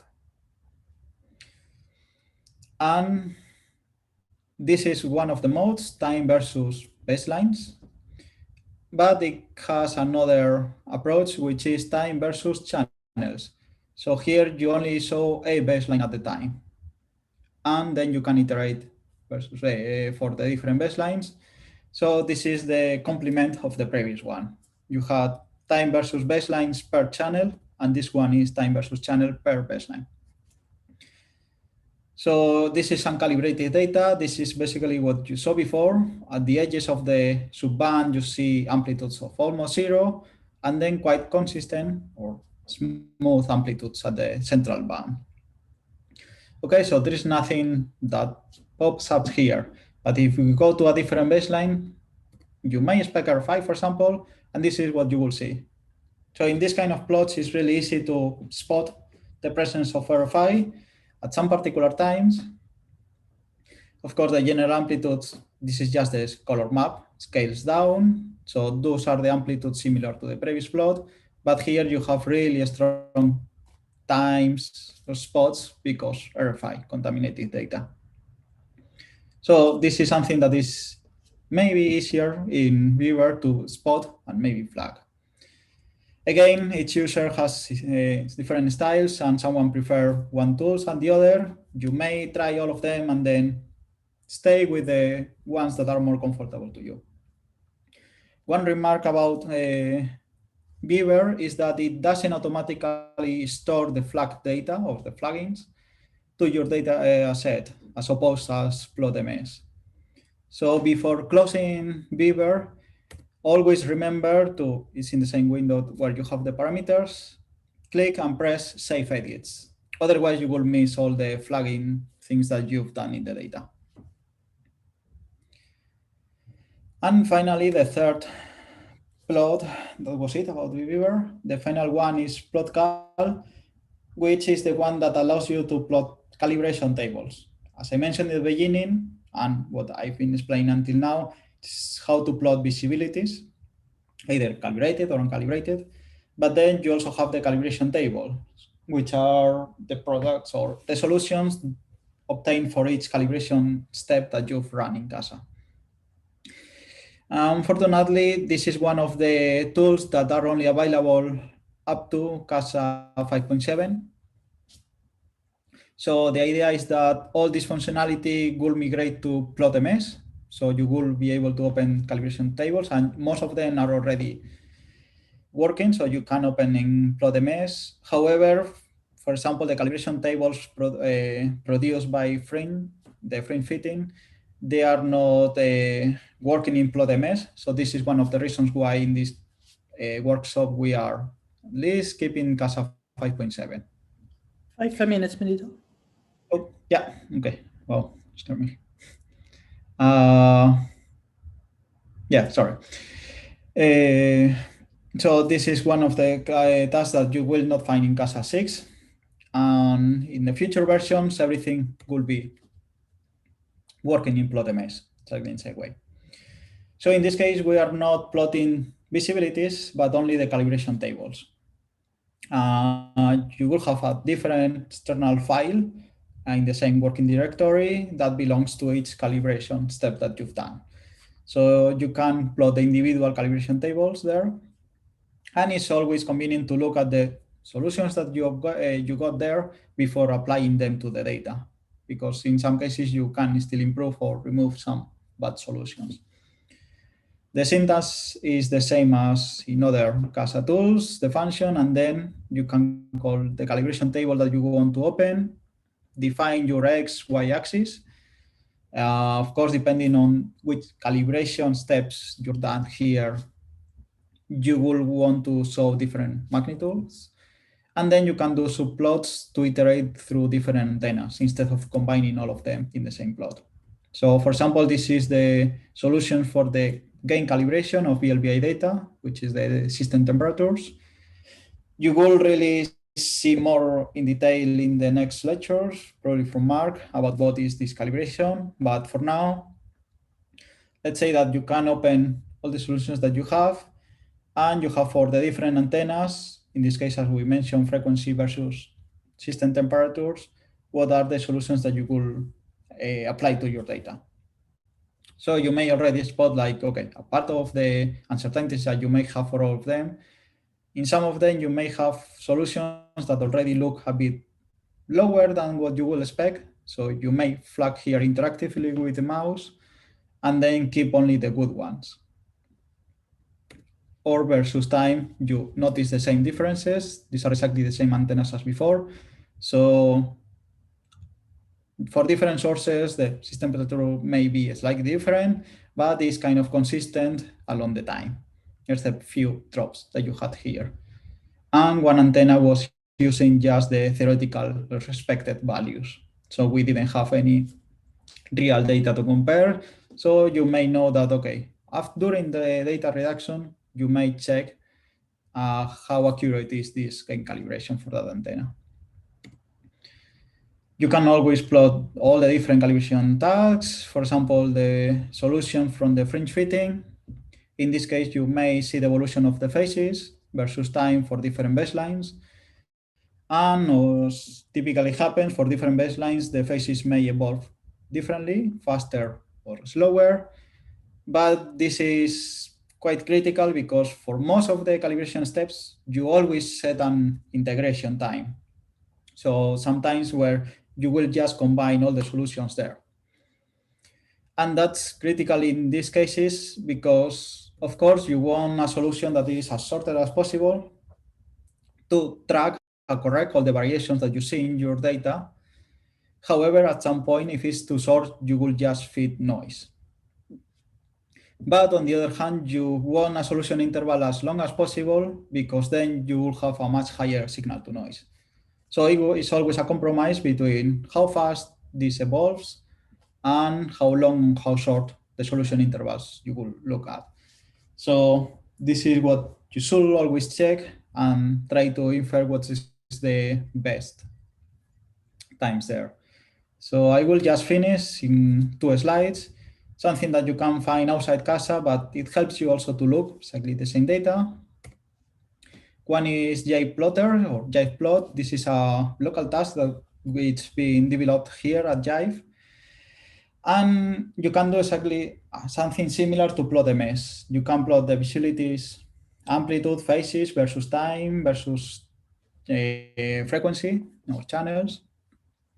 And it's really fast. It's completely outside CASA, so you can run it standalone. And then you can quickly define what you want. Read a measurement set, define the baselines, frequencies that you want, and plot it, and even say a multi-page plot. So this is really fast compared to plot MS, for example. Something which is similar in appearance to Beaver is to plot, again, like time versus channels per baseline, AO flagger, and it's really convenient to flag your data, and you see similar plots here. So it's really convenient to identify and also flag all that RFI if your data is contaminated. And I will just finish with something that is mentioned before, which is Cartag. That is a new Beaver that will allow you to do a quick analysis of your data. This is for the final images or data products that you are getting. So it's still under heavy development, but it aims to be the basically replacement for DS9, or it can be an alternative to DS9 KVs, or even, as mentioned before, CASA-VLBI that can be used in the same way. So I will not put into details on these ones, but everyone can take a look and then start using them if they have preferences on them. So that was it. That was the summary about plotting. Thanks, Benito. That was well done time-wise, just a minute over, but lots of very important stuff to share. So I'll hand over to Jack for some questions. I see there's a few already popping up. Awesome. Yeah, thanks again, Benito. That was great. I will try and do the questions in order, but I'm sorry if I get them out of order because they're coming through different areas. So I think the first one came from Paul very early on. So in your first slide about CASA plot MS command, it was near the start. At least there was a comma there, which wouldn't work if you do it in the command line. So I at least tested it. So there should be a okay. With just needs to be removed for everyone else's knowledge going forward. The next one from Venkat, I was asking, are there plans to include Stokes I in plot MS? The current version only allows iterating over the individual correlations, but not in Stokes. Does anyone know, either you, Benito, or CASA dev folk? Well, probably some else or someone may know. I know that when you select RR and LL, it's not exactly intensity, but at least in the current version, yeah, you cannot directly set direct intensity. I'm not completely sure about the developments for the future versions. I haven't recently checked. I'm not sure. Mark, do you know anything about this? I don't even have an idea what plotting Stokes I is for raw visibilities. So would that just be the sum of LL and RR? Yeah. Yeah, I don't think that's possible. You can definitely plot LL against RR, and that will give you some ideas about the things that are not Stokes I. But yeah, so I don't know if there are plans to incorporate that.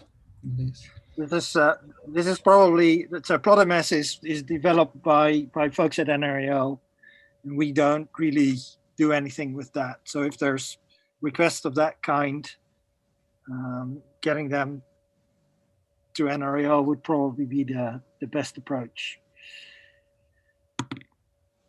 Yeah, I think from me at least, I think you can do plot Stokes I in AO flagger, but I'm not too sure about that. I think you can. So no, that's all that I know. So the next one from Mikhail is, can keyboard shortcuts be modified in plot MS? I don't think so, but other people might have a different Not as far as I'm aware. So, yeah. The other thing is that PlotMS is under heavy development, or they are doing a new kind of version.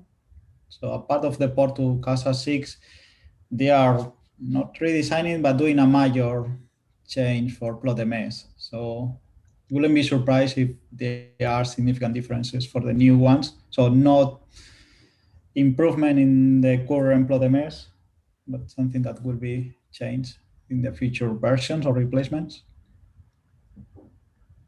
Yeah, in general, the move is more towards standalone tools that are on top of the CASA functionality. So I can imagine that then at some point the GUI will also be more interactive and more flexible for users to assign certain functionality to it.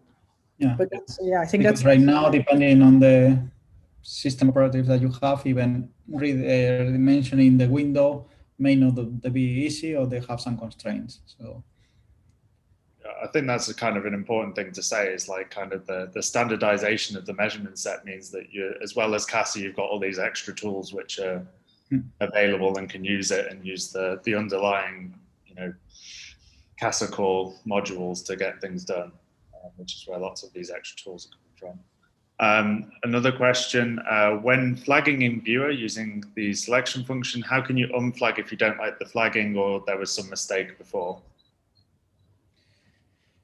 You have also a button, it's similar to PlotMS. So you have another button to unflag, if I'm saying it correctly. The problem with that, and it's also the problem in PlotMS, like you may have different levels of flagging.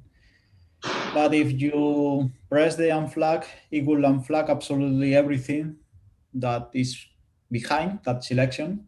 So sometimes you unflag things that actually they were not the things that you want to unflag, partially. So in the general case, works similar to PlotMS. I think you can make a selection and have a button to unflag it. Otherwise, you just need to go to the measurement set again and unflag it through the command line, which will give you the same behavior. Okay. So the other one is, when flagging in viewer, can I save the flags in a different flag version table as with PlotMS? Not as I am aware. I'm not sure if when you call it, you may assign, but probably not. Don't think it's the same as PlotMS. You cannot directly create a defined flagging version table for those ones. I'm not sure if by default it creates or it does a backup from the previous one, and then the new generated flagging goes into the new one. So in that case, you can go to the previous table, but not through Beaver. You cannot set which table you want there. Is that also true for the what is it? Oh no, that is the viewer, right? Where you showed the RFI flagging. That was not PlotMS. Yeah, Beaver. Yes, Yeah, for that one. Just mixing things up. So all the flaggings that you do will be stored at the same time, because it's only when you save them. So at least it will only be stored in one step. It's not creating one per box or flagging that you do. Okay, and I think Miguel was next from Mattermost. So nice overview, Benito, but what about repeatability? So most of these tasks take a long time to do interactively, but this is not repeatable, as you know, it's the same with apes when you do it in TV flag, right? So this is important for RFI. So kind of what tasks are available, how reliable they are to correct RFI, and you know, are they fast, and how difficult it is to tune them. That's always the problem there. So first, you always need a compromise, or you need between what you use, how interactively or how easy it is to identify, and how you perform the flaggings. So for repeatable uses, of course, what will be better, or I think so, more advisable, is you may identify the things, and for example, that's what I typically do with plotms. Try to identify what data needs to be flagged, but then doing it manually, just running, well, you flag the apes, and in this one is flag, UV flag. So of course, with that one, you manually set what you want to flag. So you have that written down, it's in the log, and you can run it at any time. At least here, you can, everything is stored in a flagging table, so you can always recover the previous ones, or you can apply those ones. So at least you have a table keeping record of the flagging. But of course, if you do it manually, you are missing what you're flagging, or exactly what data you flagged. And that's something that at the end, it cannot be avoided if you do with anything interactive. Doesn't matter which tool you do. And so, of course, the advice is like everything that can be done through the command line or keeping a record of those ones should be done by that. But at the same time, I mean, you're using the tools only to identify the data to flag and then do it through the terminal. So you have a record of that. That's always the ideal case. But of course, it's not that quick, or convenient in some cases. So at the end, you always have the trade-off, and I think that's more an open discussion. But you have backup tables. You may have a log of what you flagged, but if you want a really detailed log, then you need to do it through the command line, through docs. I think we have time for one more question, if there is one. Yeah, so we've got one more here. Is there an easier way to transport AF flagger flags to CASA prior to calibration? I'm not sure about that one. So as far as I know, AF flagger writes the flags directly. So the best way to track them is to do a save your flag tables before, and then you can revert back if you don't like what AF flagger has done. And it writes the flags directly, so it doesn't change the flag versions or things like this. So you need to make a backup before you do it. I think that applies for most of the tools, actually. Yeah, I think that the flagging is by default is an issue which is tricky in CASA sometimes, as you showed. You can do it through interactive tools. You can do it through command lines. You can make a list of your own flags that you want to apply. And it does require significant bookkeeping to do this properly, especially if you want to do it repeatable. But we're running towards the end of this question session. I noticed, Benito, you had a few links to software packages in your slides, and I'll add them to the CASA wiki for people to quickly access them there. So and the slides are already in the wiki, so you can actually open them and use them. You were a bit blurry. I think your bandwidth was sort of suffering, so it was good to have them on the wiki so we could see. It was just visible. Oh, okay. Yeah. Okay, thank you, Benito. That was really educational. I've never even used Viewer myself to inspect visibility, so I learned something new myself. So I'll do the recording tricks for the next lecture. Next up, we have Mark Kettenis, and although we advertised today as a session for people new to CASA, the lecture for Mark is actually very useful also for more experienced people who want to understand the fundamental differences between CASA and apes. So Mark, if you're ready to go, you can start sharing your screen if you want. Yes, I'm trying to get that sorted. Yeah, you have a minute or so. Why? Oh, it clicked on the wrong thing. Right. I think Benito needs to unshare. Is he still sharing? Shall I check? No, nobody. Yeah, sorry, it's done now. Yeah. Okay. Yeah. Which one is the one I need?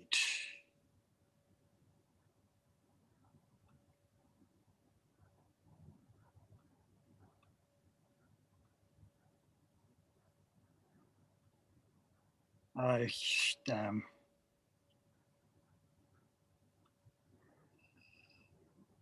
It looks so simple, right?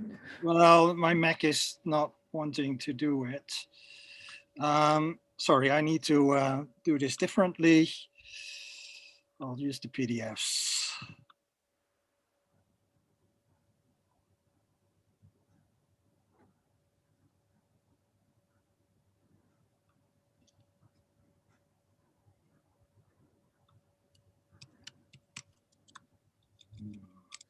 And if it doesn't work at all from your machine, maybe somebody else can share the. Oh, it will work, but I installed new stuff, and now it's It's not doing what it's supposed to. now it's asking me for permissions and wants me to restart Zoom, which I don't want to do.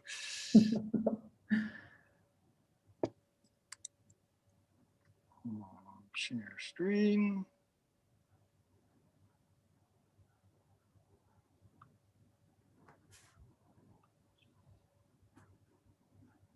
Does this look reasonable? Yes, this looks excellent. Thank you. Okay. Yes.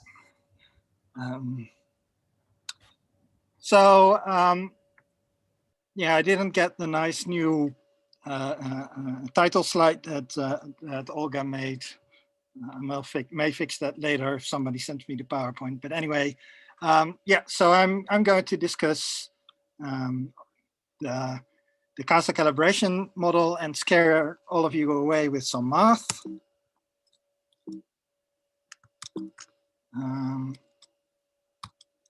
Oh crap! Why doesn't this work now? Yeah. So the CASA calibration system, framework, model is based on something that's called the measurement equation or radio interferometry measurement equation. This was first formulated by Hamaker, Bregman, and Solt in the late 90s. But there's a nice review and reformulation by Oleg Smirnov that was published a bit more recently.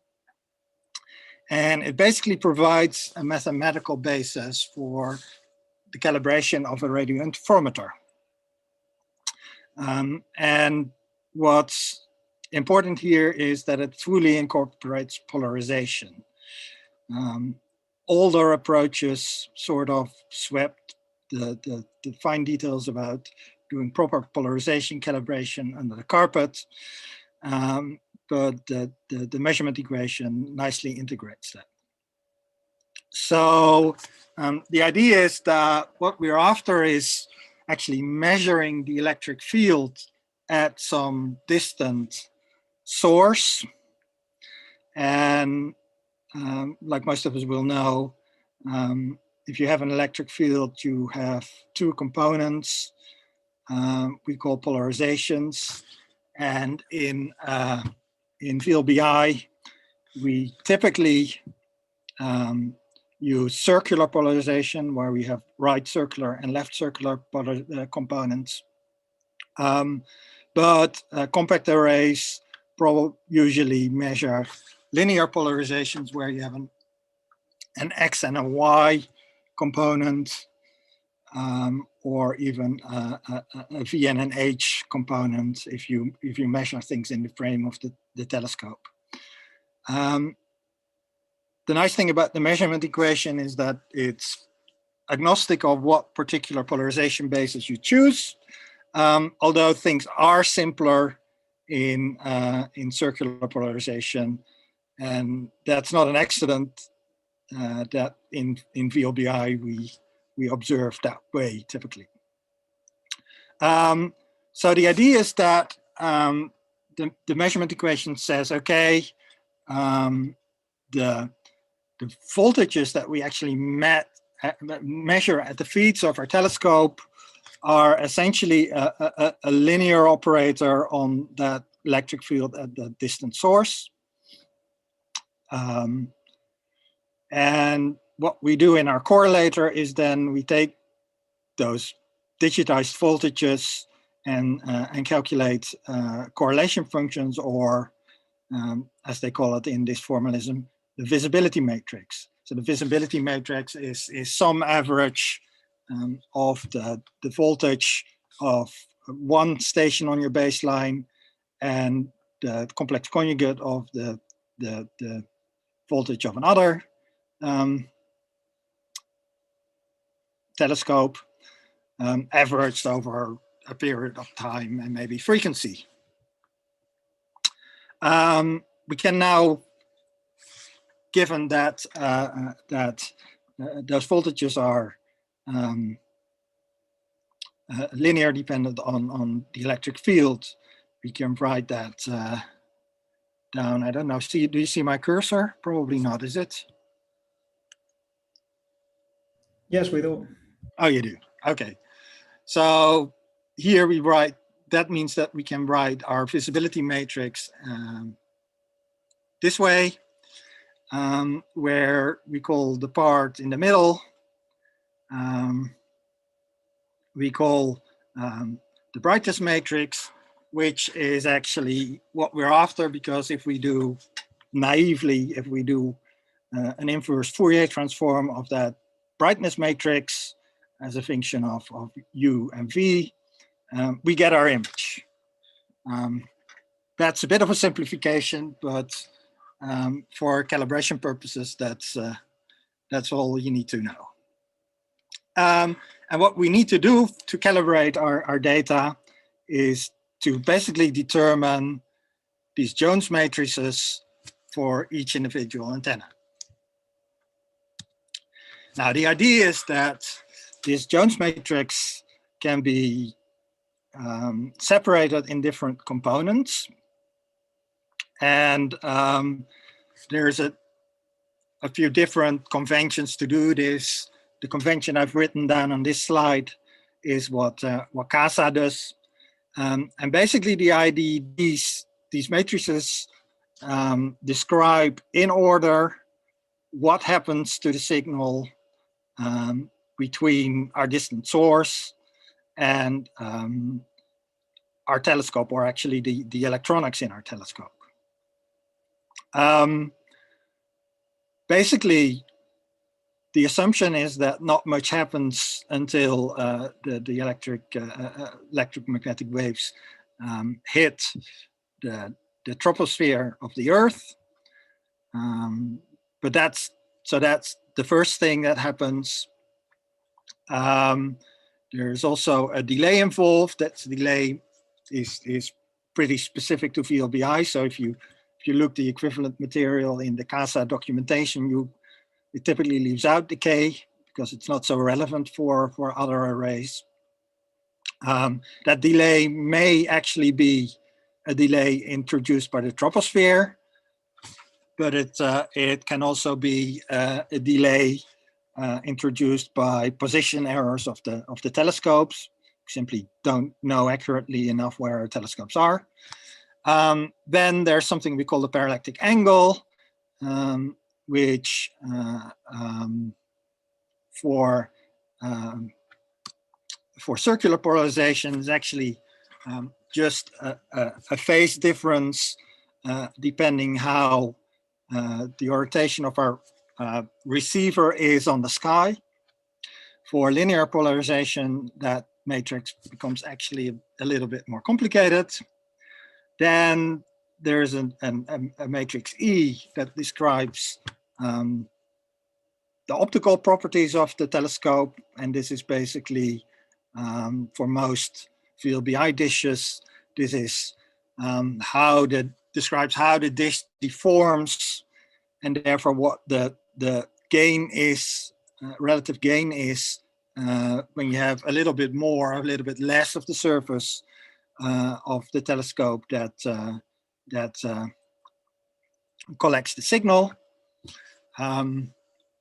Typically is a function of elevation, and typically the effect is bigger if your telescope is bigger or floppier. Then there's the D terms, the D matrix, which describes the polarization response, because it's apparently very hard to build receivers that just pick up a single polarization. There's always a little bit of the other polarization that leaks in. Then there's all the electronics in the telescope, described by a matrix G. And then, as Benito has said, okay, the electronics also have a certain frequency response. That means that our band passes aren't flat. So that needs to be corrected as well. It is important to realize that CASA always applies these corrections in the same order. That means that if you do a tropospheric calibration and there are tasks to do that, they always will be applied first to your model or last to your uncalibrated visibilities, because it was V is J times E. So the E, which is what we actually want to measure, is on this side of the equation, and the V, the visibilities that we actually have recorded, are on the left-hand side of the equation. And these operators can either, depending on what you solve for, say if I want to solve for the polarization response D, I need to apply T, K, P, and E to my model, and G and B if I have already calibrated them to my visibilities, in order to be able to find the matrix D here. So most of these terms have calibration tables in CASA associated with them. So the bandpass table for B, a gain table for G, polarization calibration table for D, a gain curve table for E, fringe fit table for K, and if you do the tropospheric calibration, important for high frequency usually, the matrix T, but because the matrix P, the parallactic angle correction, is purely a geometric effect, that gets always calculated on the fly. There's no calibration table that you need to make for that. So, like I said, these calibration tables in CASA represent these Jones matrices. A calibration table is a directory, like the measurement set on disk, that contains the data in the table and has an identity. It knows which matrix in the measurement equation it describes. Typically, it contains either complex or real parameters that are used to calculate these Jones matrices. But some of these Jones matrices, they're 2x2 matrices, but the elements in the matrix are not always all present. For example, a gain calibration Jones matrix is a diagonal matrix that simply multiplies the right circular polarization and the left circular polarization by a single complex number. So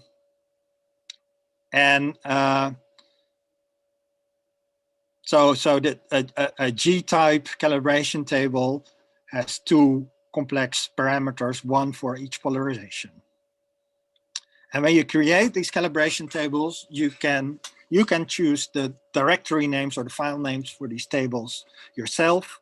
So it's possible to give them meaningful names. And one of the conventions that you see is use the extension, for example, .thesis for something that has thesis calibration, something gcal for something that's a gain calibration, etc., etc. I want to go back to this measurement equation for a bit, because I remembered I now said some of these matrices are diagonal. And the nice thing about diagonal matrices is that they commute, which means that matrix A times matrix B is the same as matrix B times matrix A, which means that for a lot of these matrices in this equation, it doesn't actually matter in which order you apply them. However, matrix D, the polarization calibration, is not a diagonal matrix.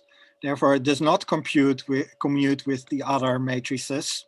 And therefore, you can't move the gain to the other side of the D. And if you are doing linear polarizations, the P, the parallactic angle correction, is also not a diagonal matrix, also does not commute, and therefore can't be moved as well. You don't have influence on this yourself, but it does mean that it doesn't really matter whether you solve for G before you do the gain, before you do the bandpass, or do it the other way around. Whereas it does matter that you do the polarization calibration at the right stage. And some calibration strategies depend on the fact that you try to do first an estimate of the G matrix to do then a better job at doing your polarization calibration. But then after you've done the polarization, instrumental polarization calibration, you go back to do another round of G, throw away your old calibration and replace it with a new, better calibration. So you can sort of develop iterative schemes to do your calibration, which is something that is somewhat more difficult in apes. Anyway, these calibration tables are the equivalent of an SN table in apes, as in that they store solutions of solving for a particular effect. But CASA does not have the equivalent of an ape CL table. So in apes, the CL table is, or the calibration scheme is that you solve for something, then you run CLCal, which takes the solution, interpolates it, and puts it on a regular grid, and then adds it to your previous calibration. So you build up the CL table, and you only, when you actually want to calibrate your data, apply the latest version of your CL table. In CASA, it doesn't work like that. You only have the solutions, and you always have to specify exactly what solutions you want to apply to your data. How do you do that? Well, the CASA calibration tasks usually take a parameter called gain table, which is a list, and this is the Python syntax to create a list. This is a list of 2 calibration tables, but you can add as many as you want. And they provide, so you provide the names of the calibration tables that you want to apply. So if you want to solve for, say, the bandpass first, then you first pass an empty list, and it will solve for the bandpass. You create a calibration table, then you solve for the gain, sorry. But you want to solve for the gain with the bandpass applied. You will now give a list with only 1 calibration table, the bandpass calibration. That creates another calibration table. If you now want to fringe fit with both the gain and the bandpass applied, you now have to pass a list that has 2 elements, the bandpass and the gain calibration. It doesn't really matter in which order you list those tables, because CASA always applies them in the order that is right, correct in the physical sense that describes the physics. Okay, you can selectively apply calibration by specifying the gain field. Say you've got a calibration table that solves for the bandpass on a particular on a few sources, but you say, okay, I'll actually pick 3C84 as my calibration my bandpass calibrator. Then you can specify that the name of that source in the same position as the bandpass calibrator. So it is, in that sense, the order is starting to matter, because field 1 here corresponds to what data from calibration table 1 you take. Field 2 applies to what data you take from cal table 2. Since there's no CLCal that you run to describe how you interpolate the solution to the calibration, you can also specify how you want to interpolate. CASA has a few options. The most important ones are linear, which is a linear interpolation between points in your calibration table, usually times, and there's nearest, which simply picks the closest. And again, the interpolation method has to be listed. Methods have to be listed in the same order as the calibration tables. So if you say you have a bandpass calibration and you want to pick the closest here, you put nearest in the first element of the list, and then the gain table, you want to linearly interpolate that, you say linear in the second one. I'm pretty sure, confident that linear interpolation is the default for most calibration tables, but it varies, and the documentation will tell you to how exactly. Like I said, there's no calibration table for the parallactic angle correction, but you can turn it on and off. The default is off, because that saves some time, and parallactic angle correction isn't all that important for connected element arrays, at least if you're not doing full polarization. So for VLBI, you will almost always want to turn it on, and it is important to actually turn it on if you're doing fringe fitting. So remember to always do that. It has been mentioned already before. If you have data in your calibration table that is flagged, and this is actually what I wrote down here is not entirely correct. If it's absent and there's a solution nearby, everything is fine. But if there's no calibration information for a particular source, or for or worse, if the calibration is flagged, then CASA will automatically flag the associated data.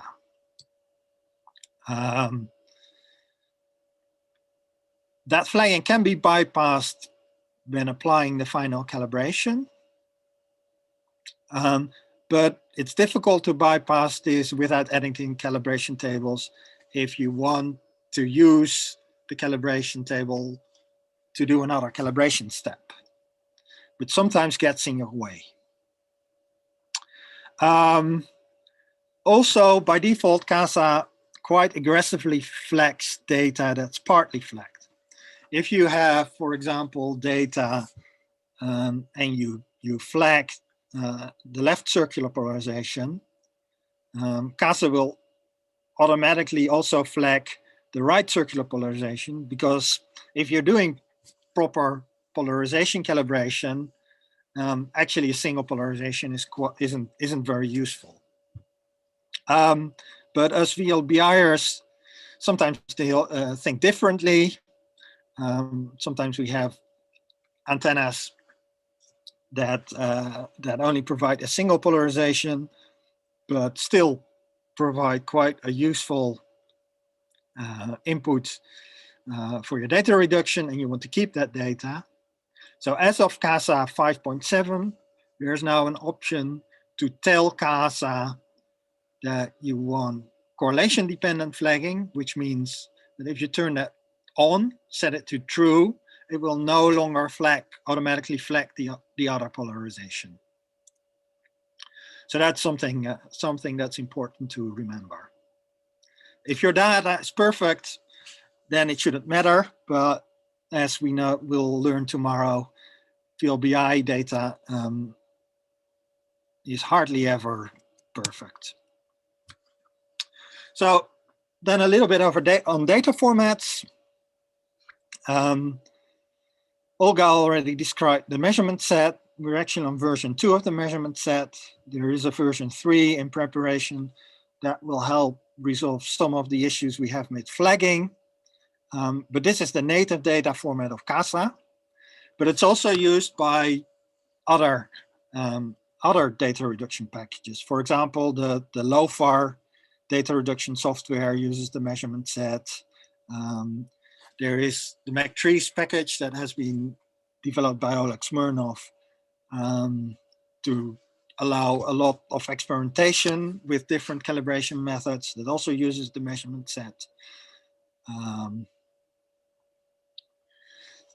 So this is starting to become a common data format for at least the new radio astronomy instruments. And the nice thing is that it also allows you to take software that isn't part of the CASA package and use it on your data. AO Flagger has already been mentioned, but there's also WS Clean, which is an alternative for T-Clean within CASA that does things slightly different and might provide interesting results. Then there are actually 2 different data formats that we call FITS. The first is UV FITS, and this is basically what APES writes out. So if you have data in APES, want to export it and read it back into to CASA, that's the data format that you will use. But for VLBI, we actually, most arrays use a data format called FITS-IDI. This is what EVN uses, but also the VLBA and other arrays that use DivX correlator. Also older VLBA data is also in FITS-IDI format. All these 3 data formats contain both the UV data, so the visibilities, but also metadata, things like gain curves or system temperature measurements. But there is a little bit of a difference in how things will survive when you import them in CASA. Obviously, when you have a measurement set, you don't need to import anything and you don't lose anything. Typically, if you use UV fits and your data is not VLA data, you probably lose a lot of the metadata that you need to do your calibration. So it's fine to do your basic calibration in APES and then export it and then do some final steps in CASA. But this is probably not a very good starting point if you want to do the complete calibration in CASA. Whereas FITS-IDI is the standard for VLBI data. You can import it in CASA and do everything in CASA. Before you do that, it is still necessary to prepare your data. Basically, what we need is we need to extract gain curves. For the EVN, that's done by using so-called NTAP files. This is the files that you use in APES to do your amplitude calibration for VLBI data. And there's an external script, and you can find them here. I think Ilse has also pointed them out already in the instructions. And you can basically run that under CASA by passing it the NTAP file, and it will then produce a table that we will use later on in the calibration. If you have VLBA data, it almost certainly already has the gain curves inside your FITS-IDI file, and you can extract them with a second script. So do the first thing for EVN and most other VLBI arrays, do the second thing for VLBA data. The nice thing about VLBA data is that it also has the system temperatures in the FITS-IDI file. Unfortunately, EVN and most other arrays, that's not the case. So there's a second script that you need to run that takes the system temperature measurement sets for measurements from your NTAP file and attaches them to the FITS IDI file.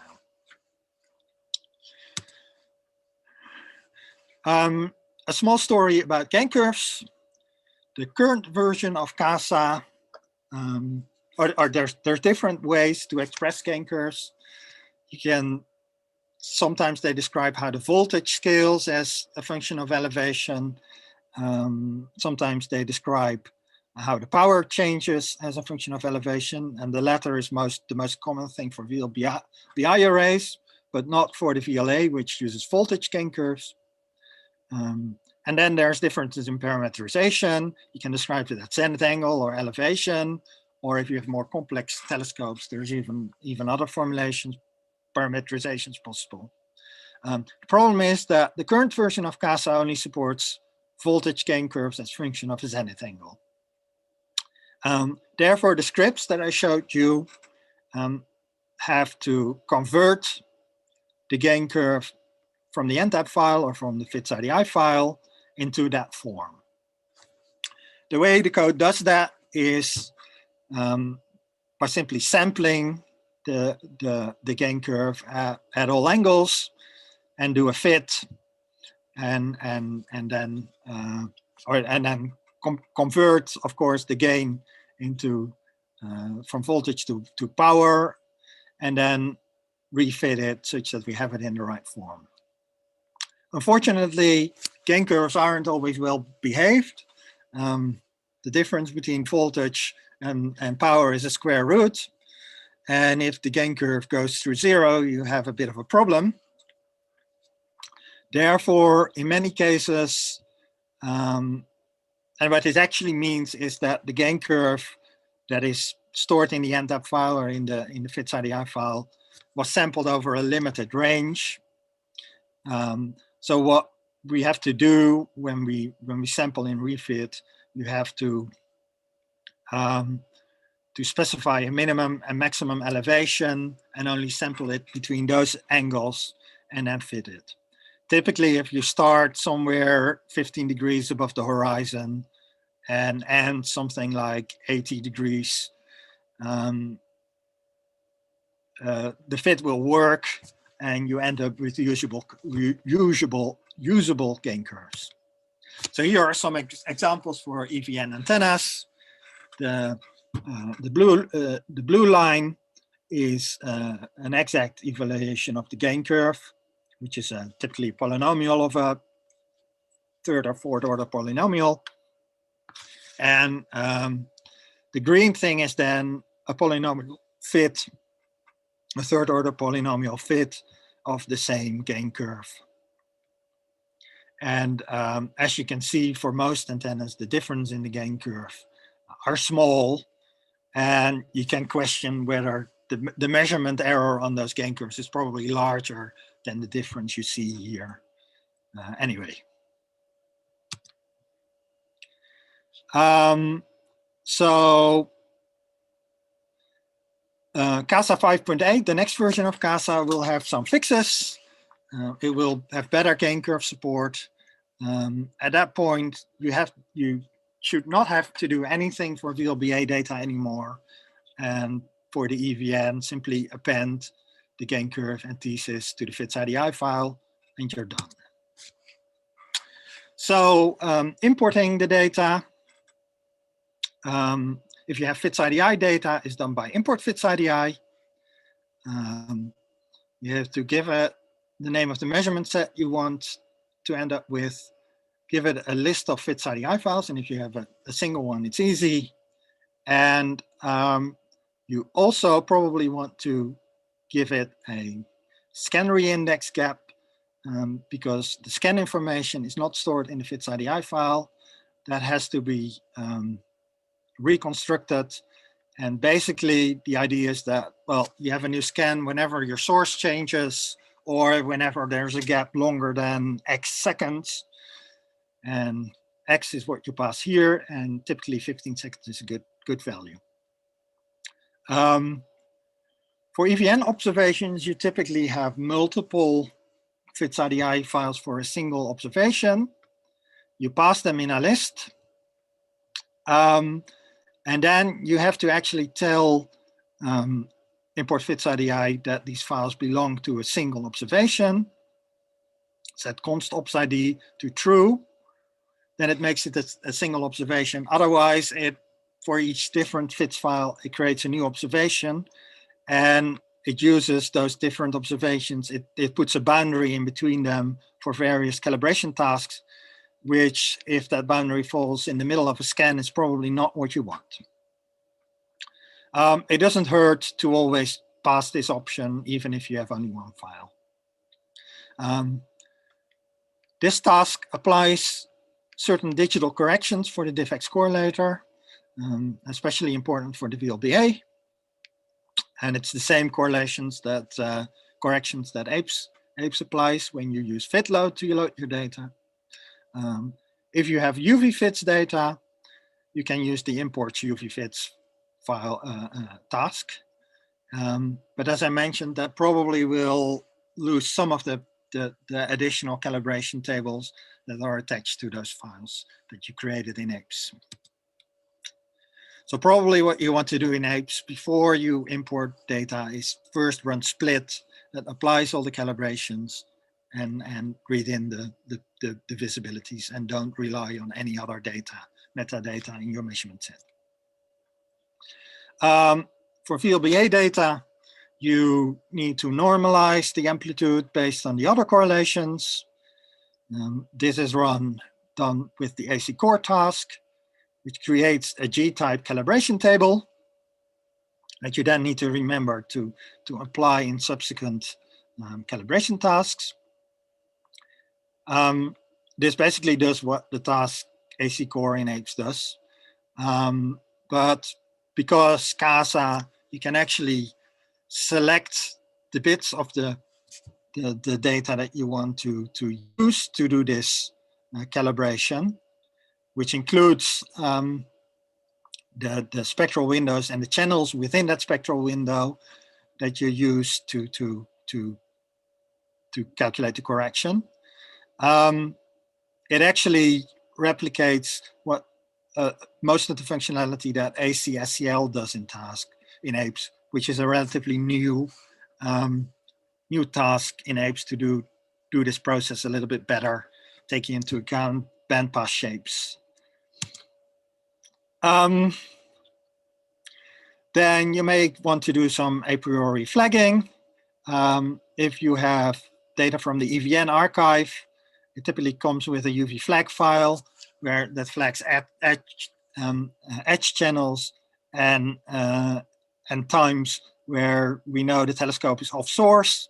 With this script, you can create a CASA compatible flag file, and you can apply that using the flag command task. Then we can do amplitude calibration. As Benito will probably explain in more detail tomorrow, this is done a little bit different for VLBI, since in normal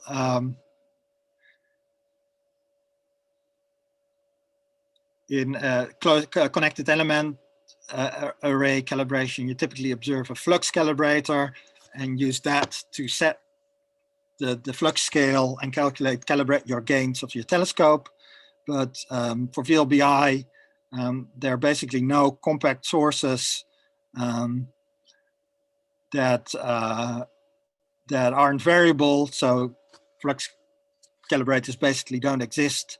So you can't do that calibration. Instead, we rely on measuring something called system temperatures at the telescope.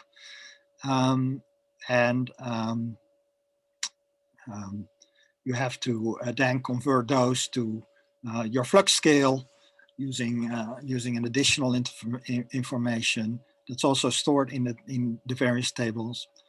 So we already extracted the table with gain curves. You can convert that into a proper calibration table for your experiment by using the gencal task. You give it that file we produced with the external script. The The thesis information is already in your measurement set, so you can simply run gencal type thesis to produce the thesis calibration table.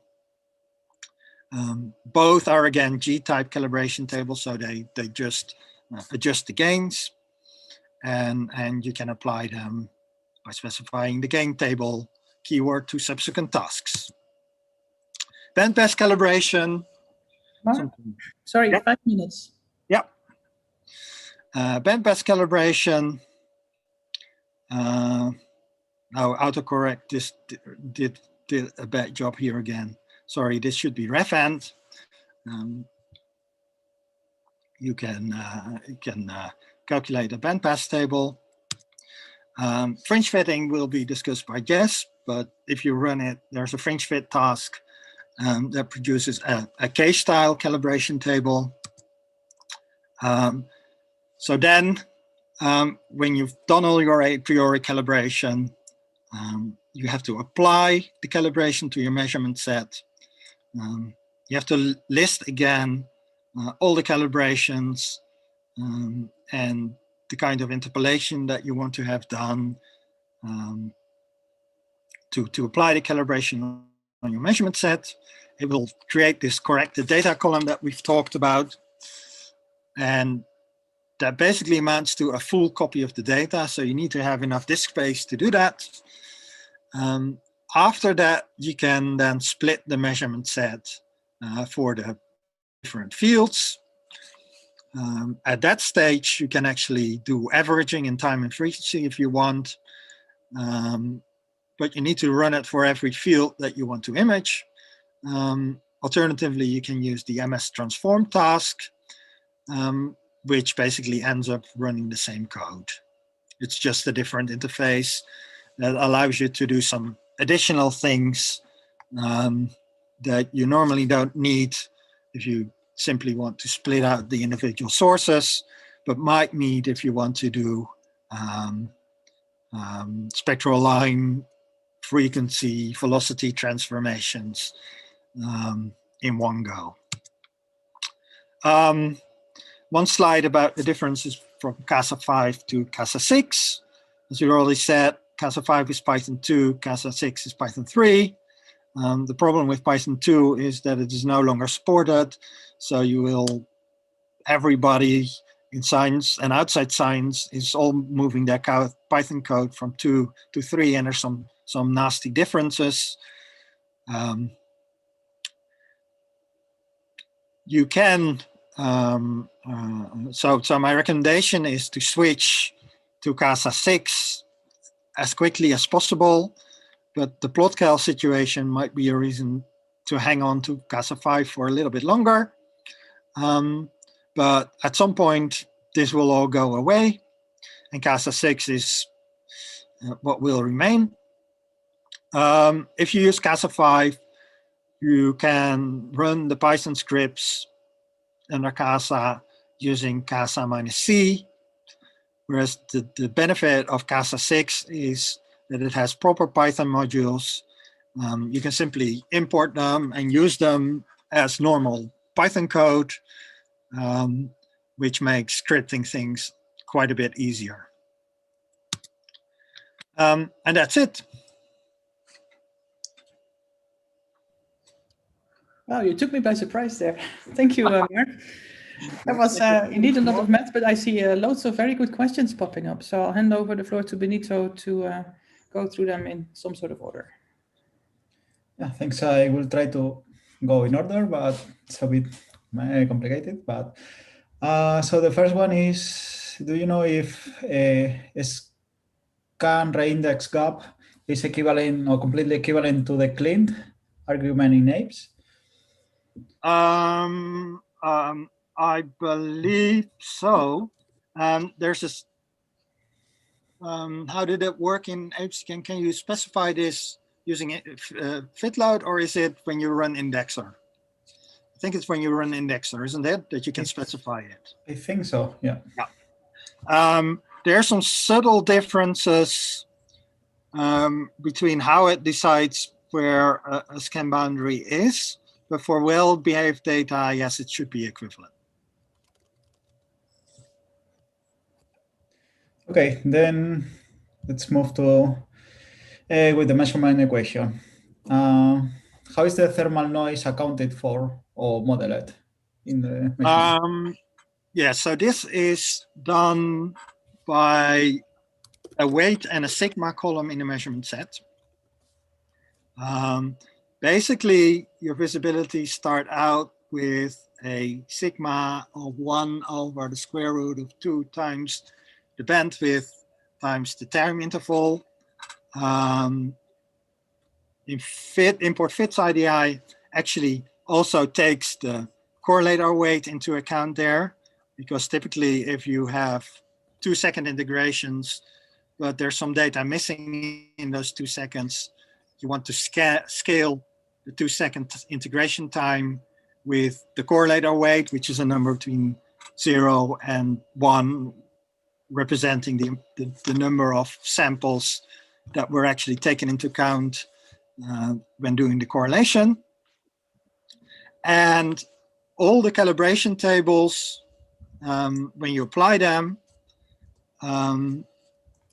they scale the sigma with the gain you apply. And that's how you keep track of the statistical significance of your visibilities, and take into account, and that basically translates into, so the final sigma has some relation to the thermal noise you expect. I must admit that I don't know how to extract that information at a later stage when you're imaging, but I suspect that the imaging tasks somehow can give an estimate of the thermal noise based on the sigma that's stored in your measurement set.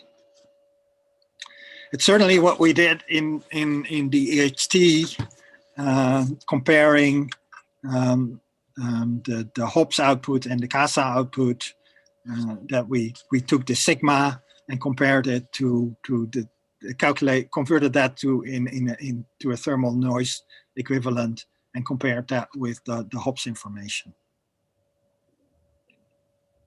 Okay, thanks. And in the CASA documentation, there's a whole section about weights, how weights and sigma are calculated and used. Yeah. Okay. Following that, well, you mentioned the parallactic angle corrections. That the parallactic angle corrections that in CASA needs to be applied with the flag, with the parang true, and it's quite critically in VLBI. So can you emphasize why it's critical and or needed in all gain calls that you need to use?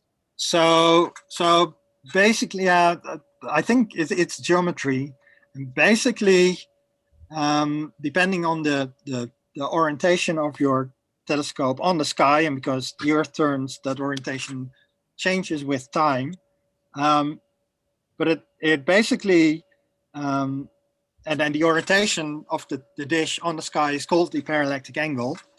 And basically the Jones matrix associated with that is that it introduces a phase shift that is proportional to the parallactic angle. This is in circular polarization basis. Now, what this means is that you effectively have a modulation of your signal with time. And if you would do a fringe fit, which also basically is a fit that's based on the phase of your visibilities, and you wouldn't do the parallactic angle correction, there would be some sort of sinusoid effect into the fringe fit, which fringe fit can't solve for. So you have to take that out first before you do the fringe fit. And that applies to basically all the tasks that you need, because you don't apply it in a single task, as for example fringe fit. So you need to keep track of those ones. So if you're solving for a gain, a real gain, so just an amplification of your signal within the electronics of your system, your telescope system, then because that isn't phase dependent, it doesn't matter. So you could leave it out. But my recommendation is for VLBI, just always turn it on. I think part of the confusion here is that in apes, it's one of the first things you do when you write it into your solution table. Yeah. And then you don't need to bother about it anymore. And in CASA, you need to make sure that you switch it on in the tasks. Well, and that's one of the things that apes get slightly wrong if you're doing proper polarization calibration, because that means you actually apply the parallactic angle correction in the wrong order in some cases. Okay, so many questions coming in still. So go ahead. Yeah, exactly. This one might go on quite a bit. Exactly. So is there any additional preparations to merge the steps and the scripts that you mentioned for the flag, basically everything that you incorporate and the thesis calibration into CASA, or they will be separated script? So maybe at some point I can convince the EVN support scientists to start providing FITS IDI files that already have the calibration information attached, like the VLBA does. Then this gets a whole lot simpler, and it will also be simpler for apes. There's some slight complications with that because editing that information becomes a little bit more difficult, because the NTAP file is an ASCII file, and you can simply load it in your editor, delete anything that you don't like, and then fix things up a bit, and then apply it. And if you already have that in the measurement set, in the FITS IDI file, you have to make sure that it is absolutely correct before the data gets distributed, or at least correct enough, which unfortunately for the EVN isn't always the case. Or at least it takes some time to get that right, and that would mean that we release the data sometimes later. But yeah, until we get that done, and for archival data, yes, you will always need to perform those steps. Actually, following on that, do you know if for VLBA data, do they have the a priori flagging? Yes. You need to do it in the same way, or no? In the FITS IDI? I'm not an expert on the VLBA, but in principle, the flagging data that is in the FITS IDI file is carried through into the measurement set. So you don't need to run that step for the VLBA. So currently for the VLBA, you only need to extract the gain curves. Okay. Then when you have multi-frequency observations, like S and X, how do you deal with those ones in fringe fit and the CASA calibration? So it is the measurement set will keep track of this all correctly. You have to think what you do, but in principle, the calibrations that you do will always be applied to the right band. There are some subtleties in the fringe fit task that Des will no doubt explain tomorrow. So maybe ask that question again tomorrow. Okay. Then we move to, first, congratulations from Miguel. Probably it's more a comment than a question. So you mentioned that it can be useful to add some useful information, that it wasn't explicitly written in your slides, but the core deep flag equals true must be used for VLBA observations that have antennas with only one polarization. Because otherwise it gets removed in CASA. Yeah, so that's a bit of a subtle issue. It really depends how the data was correlated. What happens for the EVN is that typically if there's only one polarization, that polarization is actually duplicated in the other pole. So if the antenna recorded only left, the data will have both left and right. And I'm not sure if, but Benito can answer that probably, if you actually flag the wrong polarization in that case. Sorry, if you flag the wrong polarization. Oh. But if the polarization, the other polarization has been duplicated in the other pole, then everything would work. But you have to realize that you're overcounting that station, so you probably need to do some scaling. Yeah, exactly. In some cases, you may have it flagged, so you may not have data. If it's flagged, you indeed need to do the core depth flags. Yeah, and exactly. Unfortunately, if you have to run AC core, that's a problem. Because when the core depth flags parameter was added in 5.7, AC core was overlooked.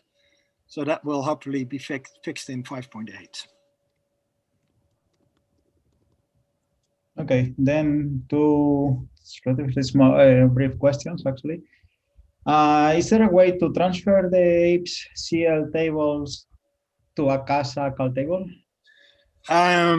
Yes, there is.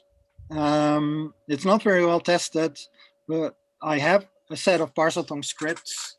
I think I've made them available at some place at some point. I'll need to look that up. That basically take a CL table and create a couple of other CASA, equivalent CASA calibration tables for that. So it is possible. I also have written a script that can extract flags from APES and create a CASA flagging table. I haven't used those scripts myself recently, so I have to dig them out. Yeah, let's say that it's not for production right now, but it may be possible. Yeah. And then related to AC core, should an AC core be repeated after channel flagging?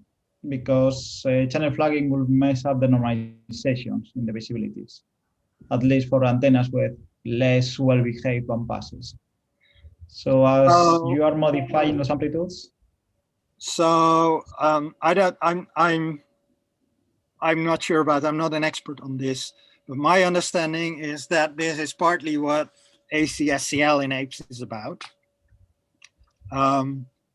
where the idea is that you basically do the AC core correction, but only take into account the descent of 75% or so of the band. There's a VLBA scientific memo on this that I think is worth reading if you're an expert on this sort of things, and maybe translating some recommendations on how to run AC core in CASA. Yes, I think this is a bit of a support question for the VLBA, but if you would do this in APES for VLBA data, yes, you probably should do it in CASA as well. I think for now, I think I'm leaving any more questions. Wow, that's excellent timing. It's really good to see all this activity and engagement from everybody in spite of not being able to see the people in person. This is exactly what we were hoping for. So it's great stuff so far. So this webinar will now be closed and we'll have a half-hour break. So we start at 1/4 to, so that's 3:45 UT. We will start again with the data processing session. I just put the link to that in the Mattermost general announcements, and it will be a nice experiment to see how all these breakout rooms are going to work. If not, there is very little you can do about it. So leave it to us. Just start with the projects that you had in mind. Ask us the questions that you run into, and we hope to fix all these breakout issues if there are any on the site. So we will see you in half an hour from now. Take some time, get some physical movement exercise if you can. Stop staring at the screen, coffee, tea, whatever suits your time zone. And see you in 30 minutes.